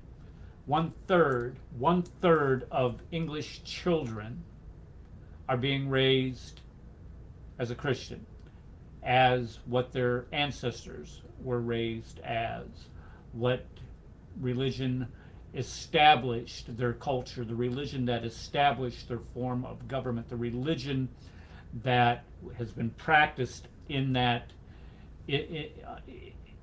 country for what, since the time of the Roman Empire, for Pete's sake. Only a third of the children are being raised as Christians. However, look at here, 10% of British children identify as Muslim, and this is going to shape the landscape just in the coming decades. When you look, let's see here, where was it? Among 54 Britons are over the legal age of 16, 45% are married or in a civil union. A slightly smarter, okay, that's not what I was looking at. What I was looking at was, what is this 10 million? What is this 10 million here? What is that going to look like in 15, 20 years? Well, they're going to have kids. And how many kids are they going to have? They're going to have more than these people up here. And eventually this number is going to supersede that number. And eventually the population of the UK is going to be majority Muslim. And again, let's make sure we understand this point. If the UK becomes a majority Muslim country, all of the rights, systems of governance, respect for individual liberties, parliamentary processes, that crap's going to be out the window. And the reason why is, just as we mentioned in Germany, they're calling for a caliphate. You look at the picture that I used this week for this week's show. Those people holding those signs saying Islam will be the only allowed religion, behead those who insult Muhammad. All of those people will then be in a majority. Do you think for a second that they are going to respect the rights of the minority? No, that's just not going to happen. This is the same reason why you cannot have this Palestinian issue that that Israel has been forced into. You cannot have this right of return of these Muslims coming back into Israel, because what will happen, the Jews will lose. They will be a minority in their own country, and you'll have a Muslim majority. And do you think for a second that the Muslim majority is going to allow Jews to stay in that country, is going to allow the Jews to enjoy the same types of rights, freedoms, and privileges that they have today? If you believe that, you're a fool. You're a flippin' fool. Okay, let's go to this next article. Go ahead. So, yeah, he is in. He's in France 2.0. He's in British Columbia, Canada. Well, actually, no, that's not French 2.0. I'm sorry, I apologize. But he's in. Well, dude, he's in basically hell, where all kinds of hardcore drugs are legal, and you can just live on the street and shoot up and die. But here's what he said. Check this out. We have one motel filled with so-called Palestinian refugees. They got their rent paid for, medical and dental free, and benefits for food, clothing, etc. for 2 years in the federal government. Yeah, that sounds familiar. Welcome to Biden's America, but Trump's trying to take care of that. But anyway, I'm terribly sorry, madame. But yes, okay. She. It's like they're rooting for the destruction of their country. It is. If you look at our country, with they were doing interviews with those congressmen and women that went down to Florida for alligator Alcatraz, and they Call were it the croc. they're in cages and they're shut your pie hole. Well, no, that's what I was saying. What do you They're expect in they're cages. supposed to be in? They're supposed to be in cages. They broke into our country, you moron. And you're like, oh my God, they've got to brush their teeth when they poo. I'm like, so they're in a bathroom, right? Exactly. Okay. And the thing about that is, I'm thinking, this is a mensch who's lived her entire life privileged, where in her bathroom, her toilet is probably on 20 feet away from her sink or something on those lines. Where the rest of us live in houses where, one of my bathrooms, it's the sink and the toilet are like right next to each other. The other bathroom not so much, but this one out here in the yeah, that's how the rest of us commoners, us peasants, have to live. I know idiot. it's shocking. It's shocking. But anyway, I was listening to. By the way, highly recommend. His name is Winston. Oh God, let me look him up real quick.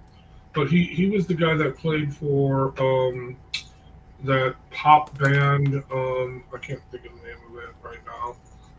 Winston Marshall. YouTube Winston Marshall. He does long form interviews.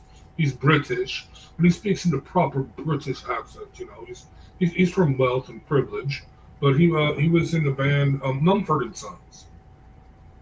You know who this is? Okay, the band Mumford and Sons are like a indie kind of pop kind of band or whatever. He played the banjo anyway, and he tweeted. He tweeted. Oh, no, it was Twitter. Some picture of Adolf Hitler at a Nazi rally, and the comment was, maybe we should stop calling each other Nazis and just talk to each other. Or instead of calling each other Nazis, maybe we should just start talking to each other. And this was during what do you call it, the Summer of Love, and he was fired from the band, totally chastised, and said, "Oh my God, he's a racist! How dare he say we not call everybody Nazis?" Yes, Winston Marshall. Anyway, he's been doing a couple interviews. Mumford and Sons, that's what it is, Mumford and Sons. Anyway, I couldn't tell you any of their songs, but I'm sure they heard them on the radio. Okay, anyway. So it depended on what they receive. Okay, so it's okay. So just to let you know, they played at dental offices. So there you go. Okay, anyway. But he's been doing these long form interviews. Actually, a really good show. But he's been interviewing these people from Britain, and well, the latest one from Ireland. And this dude from Ireland is like, you don't understand what is happening in Ireland. They're just taking in all these refugees from third world countries, and they arbitrarily say, okay, here's a small hamlet, a small village of several hundred people. So we're going to drop off 1,000 Africans who do not speak English, who have no idea of our culture. And we're just going to drop them off in the middle of this town of like 1,000 people in the middle of Ireland. And you deal with it. Well, and if you say that town up in Ohio with the Haitians, that's what that's what they did to That's them. what they did with Minneapolis, and that's why now you've got the dude that played that kidnapped that was the pirate in that movie. He's not, but he looks like him. That Tom Hanks movie, the Somali pirate, his twin brother is now running for mayor and is going to win of Minneapolis. There you go. But he's not the twin brother, but he just looks like him. Yeah, again, this is. Do I have anything on Mamnami or whatever the heck his name? I thought I had a. No. Okay, doesn't matter. Okay, this article here. Now, when we talked about what happened, England, the UK, is losing their identity. The majority of their youth do not identify as Christians. Only a third of them do, a little more than a third. But 10% of the youth are Muslims, identify as Muslims. And look what's happening here. Let's go ahead. Here you have Islamic camps are being used, like these these they're like vacation Bible schools, is what these things are. And remember we did that show maybe about a year ago, and I called it Vacation Islamic School or Vacation Quran School or something like that, where we talked about how the Palestinians are taking their kids during the summertime and they're sending them to these camps to learn how to do bounding overwatches, how to enter buildings, how to tear down and put together AK-47s, how to set up mines, and how, you know. I want to go to that camp. Right. Why Okay. couldn't I So go down there when I was a this is kid? what they're doing. This is what they're doing or trying to do now in the UK. They're trying to recruit these kids. They're trying to recruit these kids into these. Let's see here.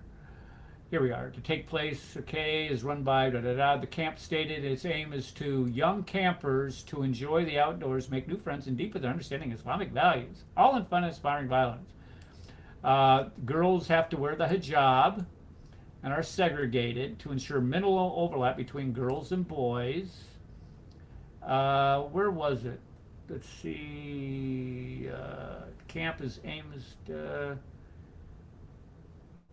Where was it? Oh, here it is. Okay, so here we have highlighted disseminates revolutionary Islamic ideology, glorifies martyrdom, and spreads anti-Semitic, conspiratorial, and extremist content online, including support for the Hamas holes and Holocaust inversion, meaning they deny the Holocaust.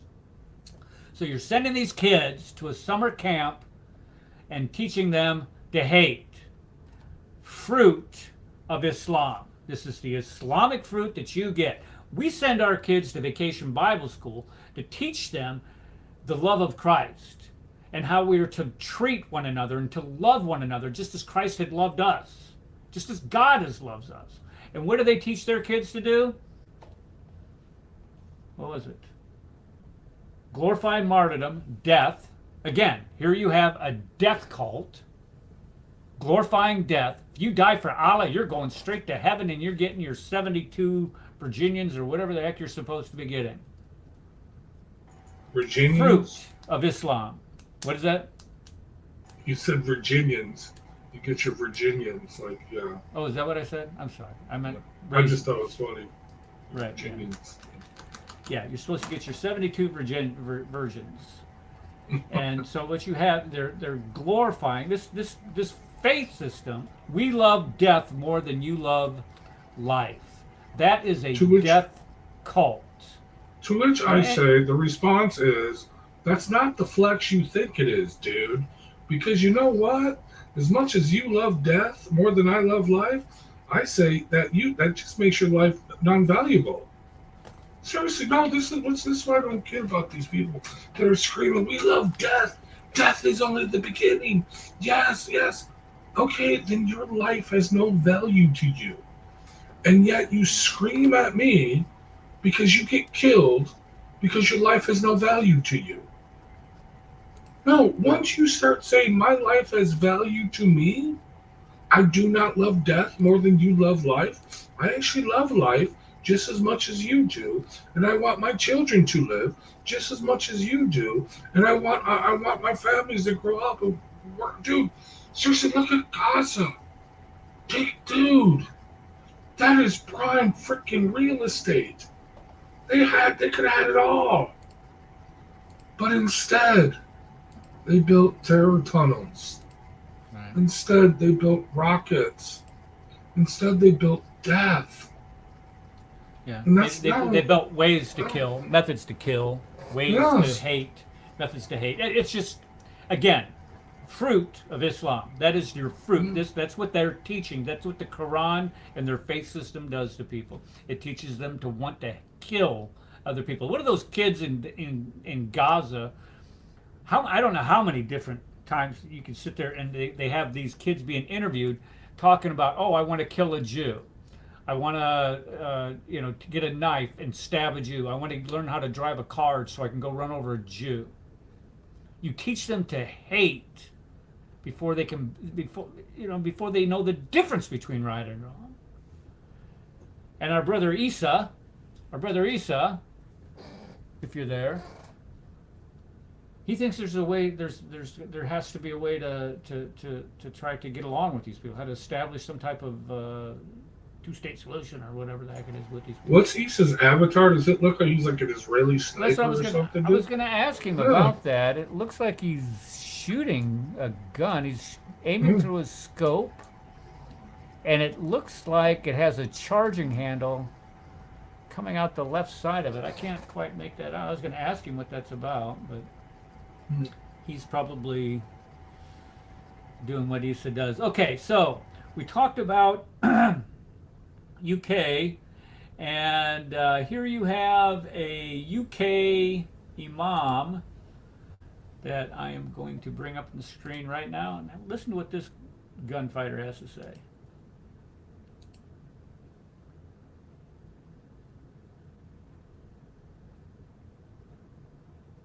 Whoa, No sound, whoa, no whoa, sound, no whoa, sound. whoa. What did he say? We have No the sound. crowd. You don't have We any don't know sound. 'cause- What's Yeah, wrong no with you? sound. What's wrong with you? You're failing.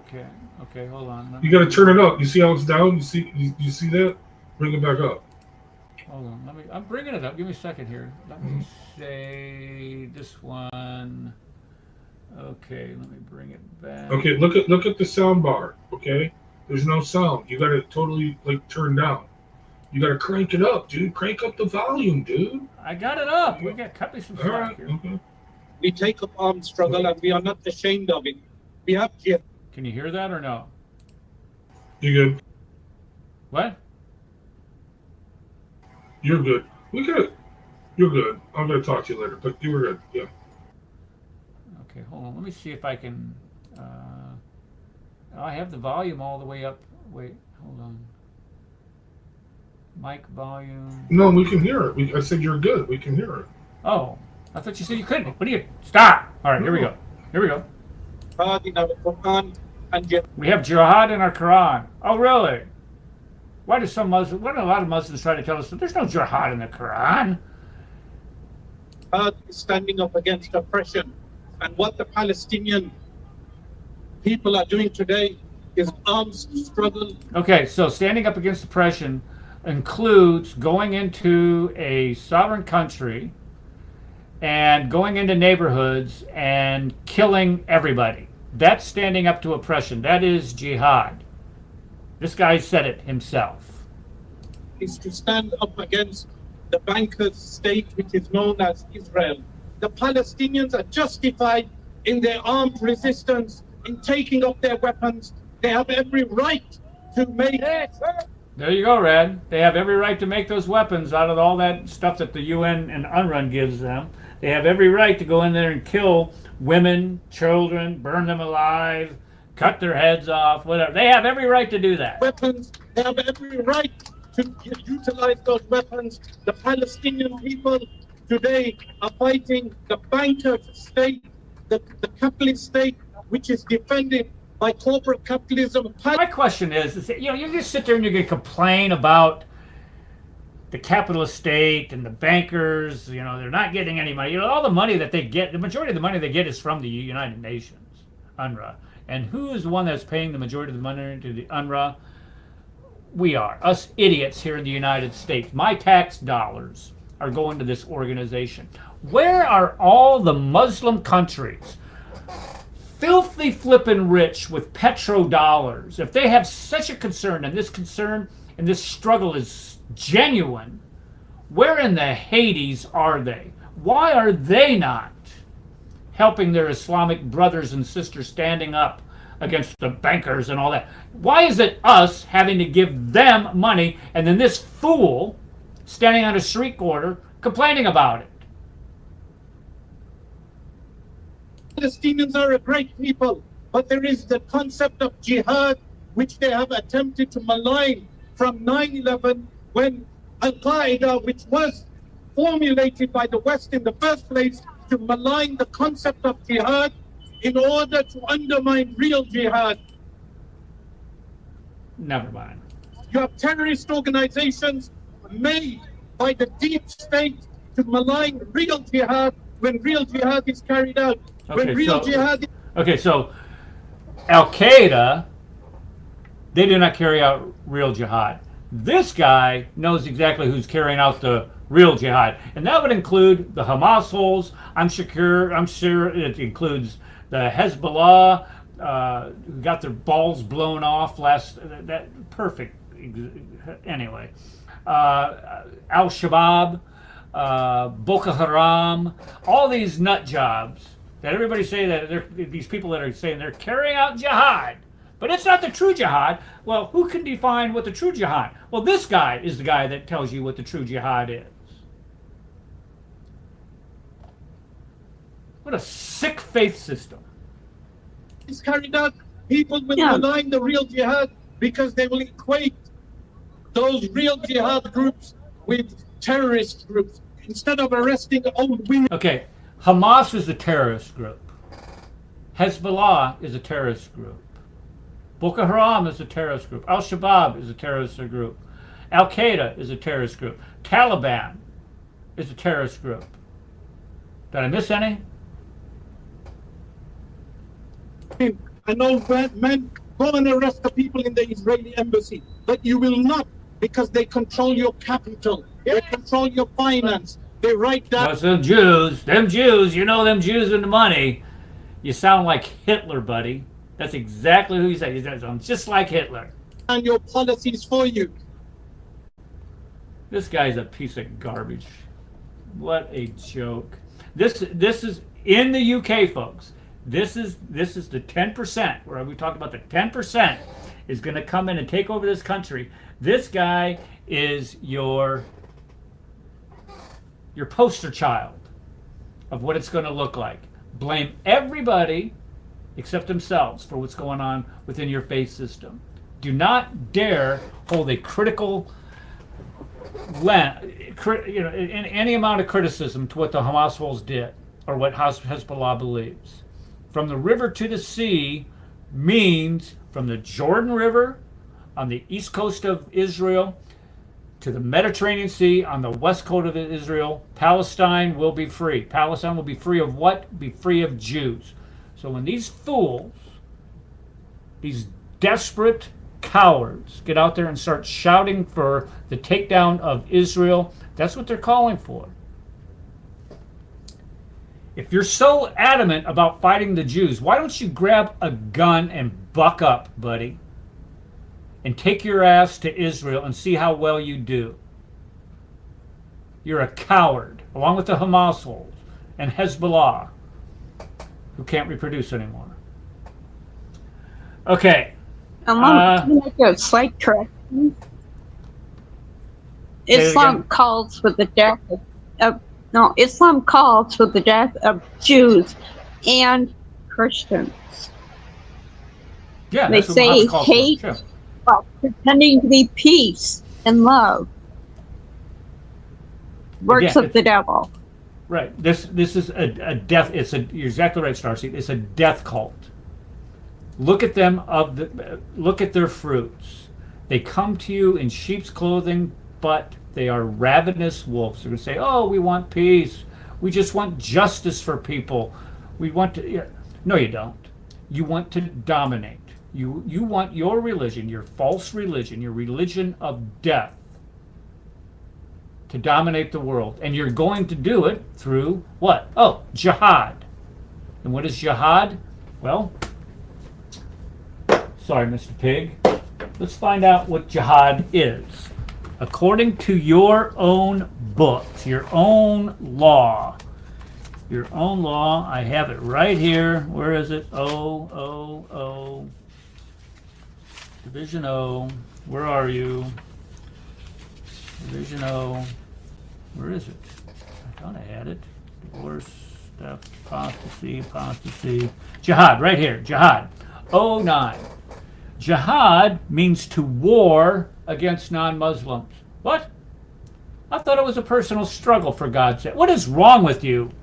Why would you're an Islamophobe for writing this. And it's etymologically derived from the word mujahada, signifying warfare to do what? Establish the religion. It's right here in your jurisprudence manual for your Islamic law. That's what it is. Look at there. A classic manual of Islamic sacred law. That's what it is. And you want to know who it's approved by? Al-Azhar University. The most prestigious university in all of Islam. That's what jihad is. You will know them by their fruits. Okay. Now here in the United States, let me bring this one up. This one caught my eye because this guy is an educator. And what we have here is you have in Philadelphia. Now let's just make sure we understand Philadelphia real quick. Philadelphia is a cesspool. Brad, are you there? I'm here. Are they still on strike in Philadelphia? Do you know? I believe so. I haven't heard that it has been tutor. I see Issa, you there? It's getting pretty right. Issa's in Philadelphia. Issa, are you there? Issa. I don't know what he's doing. He's probably talking to us. I haven't seen in the streams. He just left. What is he doing? Okay. He's probably navigating around the garbage piles. Oh, here he is. No, he's coming back. Here he is. Issa. Can you hear me? Hey. I hear you. Let me ask before you say anything. Before you say, what is this avatar you got going here? It's from a movie I was in. Oh. Yeah. I used to. It's like everything. I was in a movie. I donate to the poor. I know he's a movie star. What is the movie about? It's about it's a movie about like an FBI raid into like it's an immigrant kind of space. It deals with minority stuff. It's that kind of thing. So, you know, it's a Philadelphia movie. Philadelphia. Okay. Let me ask you a question. Sure. Are they still on strike in Philadelphia? No, we just ended. It just ended? Yes. Oh, okay. So now, picking up the garbage. Are you familiar with this guy here? Who's that? Let's see. This guy here you have. Okay, this guy is for the school district. I know that place. I know the school district in Philadelphia. Okay, this Philadelphia school district. Within this school district, large school district, you normally have people that are responsible for the curriculum for each subject. Whether you have social studies, you have English, math, science, etc. Okay, you have one person that's in charge of the curriculum, and what they do is they ensure that all of the state standards, for example, Pennsylvania, they'll take the state standards, and they will disaggregate those standards and tell the teachers, okay, according to the state standard X, Y, and Z, you need to teach X, Y, and Z. You pull the standard, for example, let's say you have a state standard that says discuss the causes and consequences of the Revolutionary War. Huge standard. So what do you have to do when you talk about the cause of the Revolutionary War? You got the Proclamation of 1863. You got all of the Tea Act, the Sugar Act, all these other things that went on that caused the Revolutionary War. This guy's in charge of them, and look what this guy does. What does he do? Okay, he oversees the district social study curricula. And he says that Hamas had nothing to do with kidnapping of Israeli citizens. Let's see. Against a man who has rationalized Hamas October 7th attacks against Israel.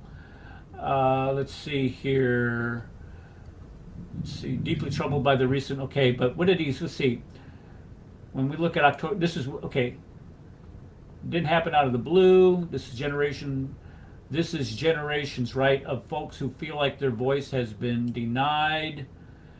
Made a pattern of denying the Jewish connection to the land of Israel, refusing to speak about peace or coexistence, and downplaying the lived experience of the Jewish people in the face of violence.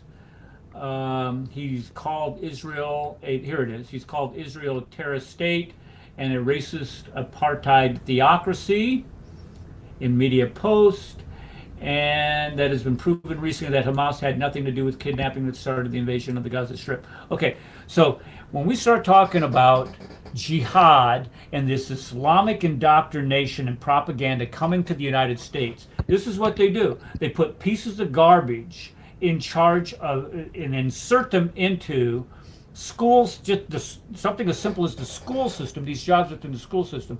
And I know this is because of the school system that I worked in. We had people that did this. I know the people that did this type of job.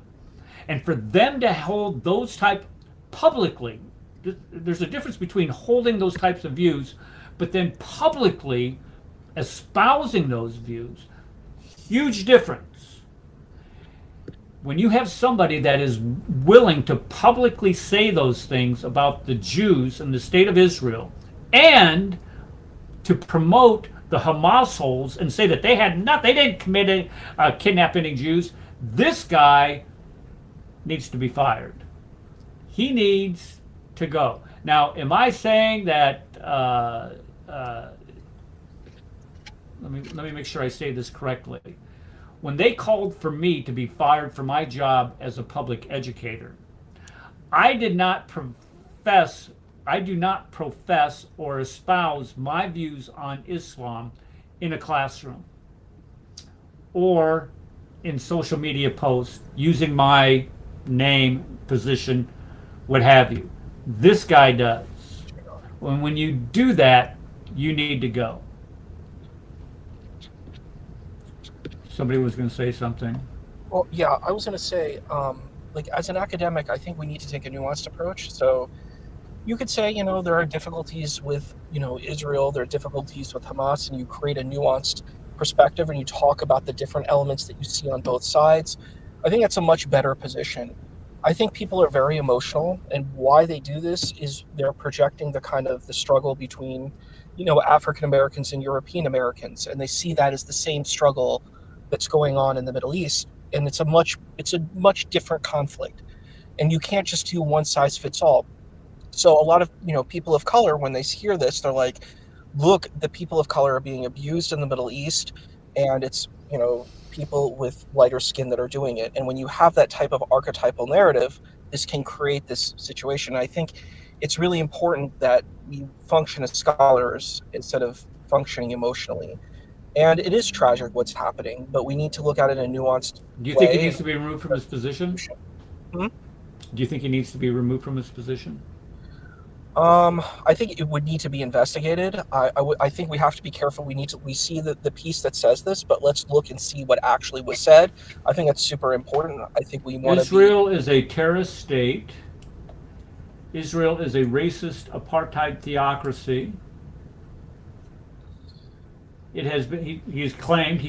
It's proven recently that Hamas had nothing to do with the kidnappings that started the current invasion of the Gaza Strip. Let's see. Other committee members. Look at this. Accuse Israel of genocidal terror. I mean, this is a culture. Okay, this is a culture problem. Not only does this guy got to go, but this guy's boss needs to go. The other person said, "F the police until Palestine is free." And this is a high school teacher who called Israel's military action in Gaza worse than gas chambers. Now that's a high school teacher. I don't know. I mean, if you say that in the classroom, then you need to go. But I mean, that's if you think that's your personal opinion. I don't have a problem. We want to make sure there's an investigation, because there are a lot of tabloids that will say, "quote mine people," don't give them fair context. So I think I know all about that. I know that. You should hear some of the recordings that were sent to my school board. The people at downtown. Yeah. So we want to do the same thing for Israel also. We want to do this, or Ismail. We want to do the same thing for Ismail too. Because some people, they have agendas, and they'll be like, they'll record this narrative and make them the most, diabolical. And I think that happened to you too. You have certain positions, and that's okay. We're in a free country where we have different ideas, and there's no problem with that. And I think, yes, there's some people have this is a liberal progressive position. And I definitely think it needs to be more nuanced. I think that's the issue, because what they're doing is that they see any kind of oppression as all oppression, instead of being like, okay, there are complexities and there are problems in this space, and we should be nuanced in this area and, look at things differently based on case by case. I think we need to always look at things individually and not look at things as a macro. Do you think that's him just exercising his free speech? I think it's important to investigate what the context was, but I think like Mamdani, it's the same thing. They did a smear campaign against Mamdani, and they're afraid because fat cats are going to lose a lot of money. So they're afraid of this guy who's going to make them lose money. Whatever you think about the guy, they're doing a smear campaign. They're doing a smear campaign. Who? I mean, it's very clear. The Democrats are terrified because, they're not really any different. They want money. They don't want to lose their cushy jobs, and they're afraid of anything where they're going to lose capital. So we have to be honest about that too. Wait, hold on a second. So Mamdani, here's the problem. Well, I'm sorry, Aisa. Mamdani is a full-blown Marxist. When you start saying our ultimate goal is to seize the means of production, when you actually go to their website, Democratic Communist Party of America, or it's actually Democrat Socialist Party of America, DSA, okay? And they say that we plan to abolish capitalism. Yeah, you're a freaking Marxist, dude. You're a total communist. There's no hiding about it. Everybody's in capitalism. They're capitalists too. Mamdani's a capitalist. No, he's how can you be a capitalist? How can you be a capitalist when you say our ultimate goal is to seize the means of production? And one of your platforms. He wants to open state-run grocery stores, for God's sake. He's offering a state grocery store as a part of the thing. He's not saying we're going to close the Dominican bodegas down. He's not going to close. You will do that. Hold on, Isa. And Eric Adams is a horrible leader. So is and Cuomo has a horrible scandals from the wazoo. And I'm like, are these guys going to lead us into justice and paradise? I don't think so. No. Wait, no. I'm no fan of Cuomo. Actually, it's shocking, but Adams would be the better pick. But that's beside the point. I'm just saying this: when you say your ultimate goal, okay, is to seize the means of production, and your party platform is to actually says we will fight to abolish capitalism. It's your party platform, and it lists out the steps that they will take to abolish capitalism, including seizing all communication, seizing all power, seizing all transportation, seizing. No, seriously. This is to make you totally dependent upon the state. They seize your energy consumption. They can tell you how much energy you can use in a day. They seize your, they mandate, okay, you can only drive electric cars. Well, guess what? They already control the means of production, the means of energy.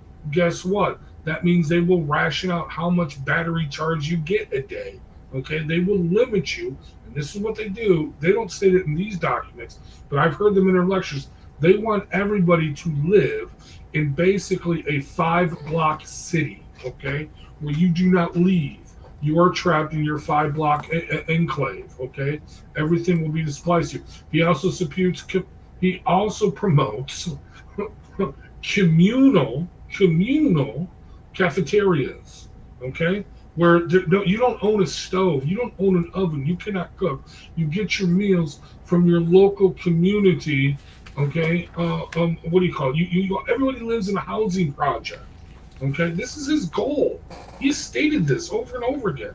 They have stated this Democrat, a Socialist Party of America. Okay, but no, they literally want you. It is honestly a Marxist wet dream that they want to come true. Okay, this is a bad dude. I don't care about your justice and your equity for all. And no, screw that. You know what justice for all and equity for all means? Everybody is equally poor. Everybody is equally miserable. Everybody suffers. Everybody is dependent upon the state. And only if you are a member of the Democrat Socialist of America, and only if you rise through that, and if you have proper social credit. No, seriously, they say that. They want to take control of social media. That's actually in their program. Take control of social media. So that means just like in communist China, well, it's not everywhere in communist China, but it's in major areas where they check your social credit score. They literally do this.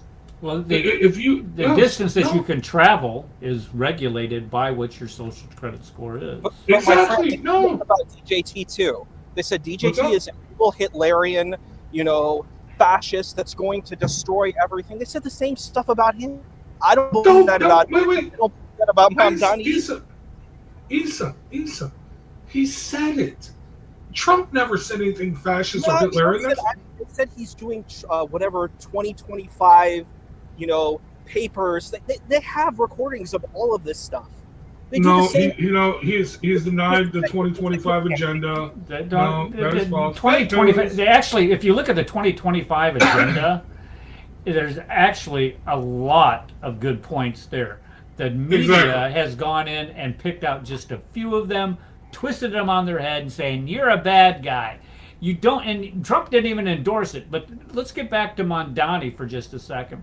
This is the guy. Okay, I had a principal who was from Cuba. She grew up in Cuba, and she came into my class. I asked her to come into my class and explain to my class what it's like to live in a communist country. And one of the stories that she told is that when her family, she had a family of 5 or 6, I can't remember how many were in her family, but they were allowed to go to the grocery store once a month, and they were given 2 grocery bags. And they were told that everybody, you can go, you get 1 grocery bag if you got so many people in your home, you get 2 if you got so many people, and you can fill them with groceries from the store. And no more. And you had to make those groceries last the entire month, depending on the size of your family and how many bags you got from that. So they would have to have a lot of black market, activity going. And she talked about that. How you and I hear that, but I wouldn't say what that is. It's not even communism. What it is, it's hyper-capitalism. It's a small group of people own everything. That's actually against what Marx says in the Communist Manifesto. What he says is that the workers have to own each according to his need. To each, Marx says, to each according to his need. And if you don't need more than 2 groceries, 2 bags of groceries a month, Marx you're not getting it. You're the owner of that. People should own their production. So in communism, okay, well, people owning their production, there's no such thing as everybody owning everything. That's a fantasy. I'm just saying that's the philosophical position of Marx. So these people aren't actual Marxists. They're oligarchs. Let's call them what they are. And look at what they do. They're emperors. Like in Eastern Europe, Eastern Asia. Okay, let's just wait. Let's just move away from that, because I don't want to get in an argument over Marxism, communism, socialism, or whatever. Eric, please, just give me 5 minutes. Okay. No, you're not taking 5 minutes. 5 minutes. Okay. First of all, okay, what you just said, Isa, is what we heard from Islam. Sharia law has never been implemented. That's not real Sharia law. They've never done Sharia law. Sharia law has never existed. See, this is the problem with the utopian dream.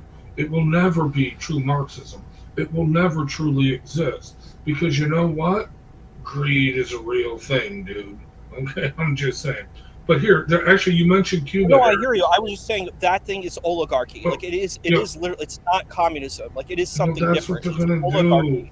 Where you have a few rich people that own everything. That's what it's always going to evolve into, okay? And it's not rich people owning everything. It's still the state owns everything. But who is in control of it are the loyal party lists, okay? Are the people that are willing to destroy everything in order to achieve that power. And they limit that power to their friends and their family, okay? No, that's always what happened, nepotism. Actually, Mamdani actually says nepotism gets you a long way. He actually says this, okay?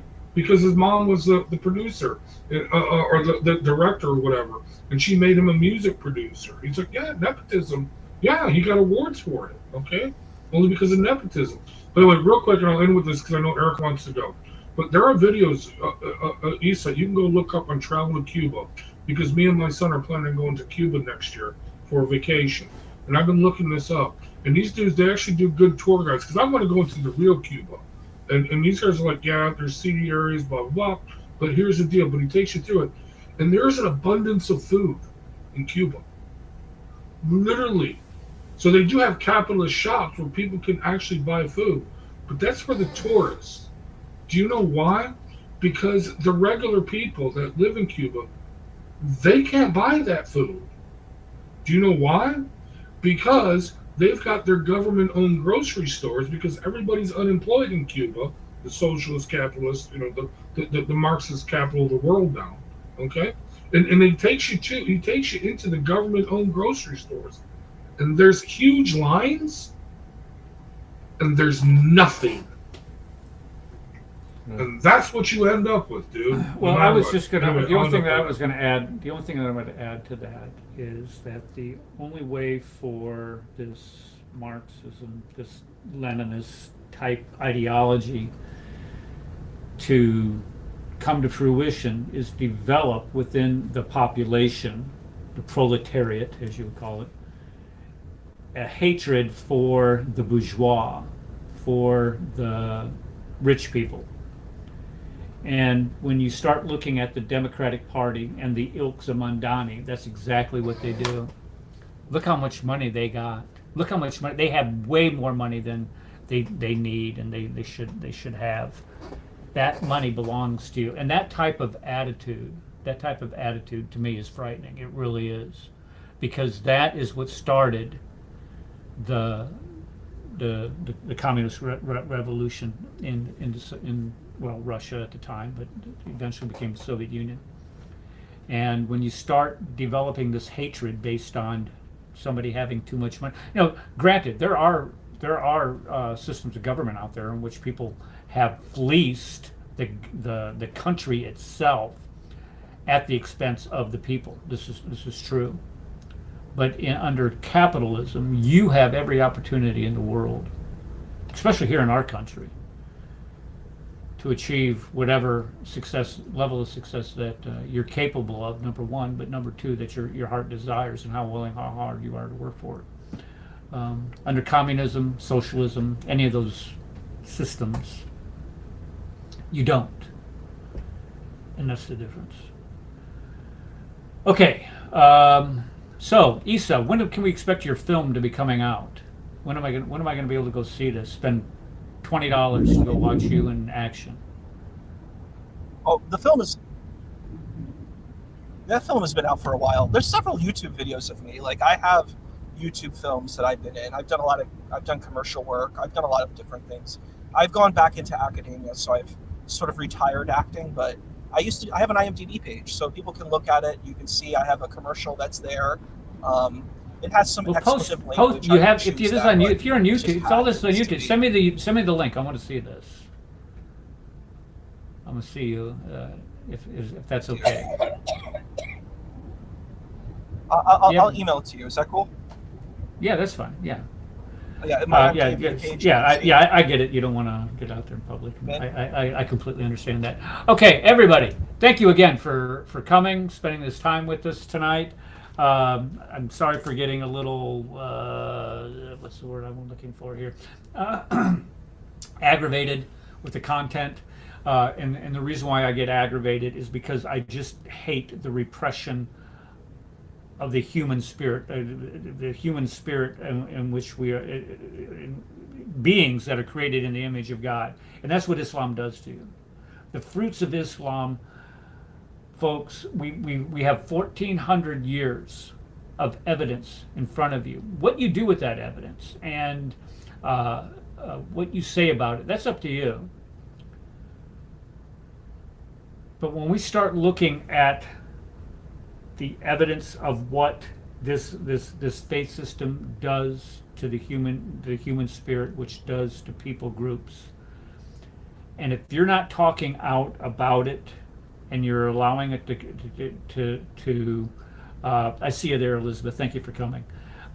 If you allow people to bully you into silence because they're going to call you an Islamophobe, which, oh, by the way, an Islamophobe, if we were to look at the definition of Islamophobe, this kafir's definition of Islamophobe is a kafir who knows just a little too much about Islam. That's what an Islamophobe is. And they are educated enough and qualified enough to describe the problems with it and what it's done. So don't be coward. Cowed was the word I'm like. Don't be a coward and be cowed into silence. Make sure you tell everybody what this faith system does to the human spirit. And we have all kinds of fruit to demonstrate that with. Next week we're going to be here on Monday night instead of Tuesday night, and we will talk to you then. God bless you.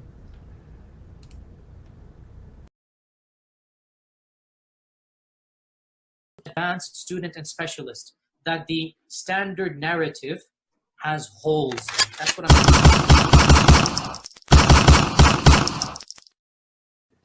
that the Muslims were rioting against one another. And as much as we don't want to face the fact, the Muslims were lying sometimes. They were fabricating, they were embellishing, and that might be hard to accept, but that is a reality.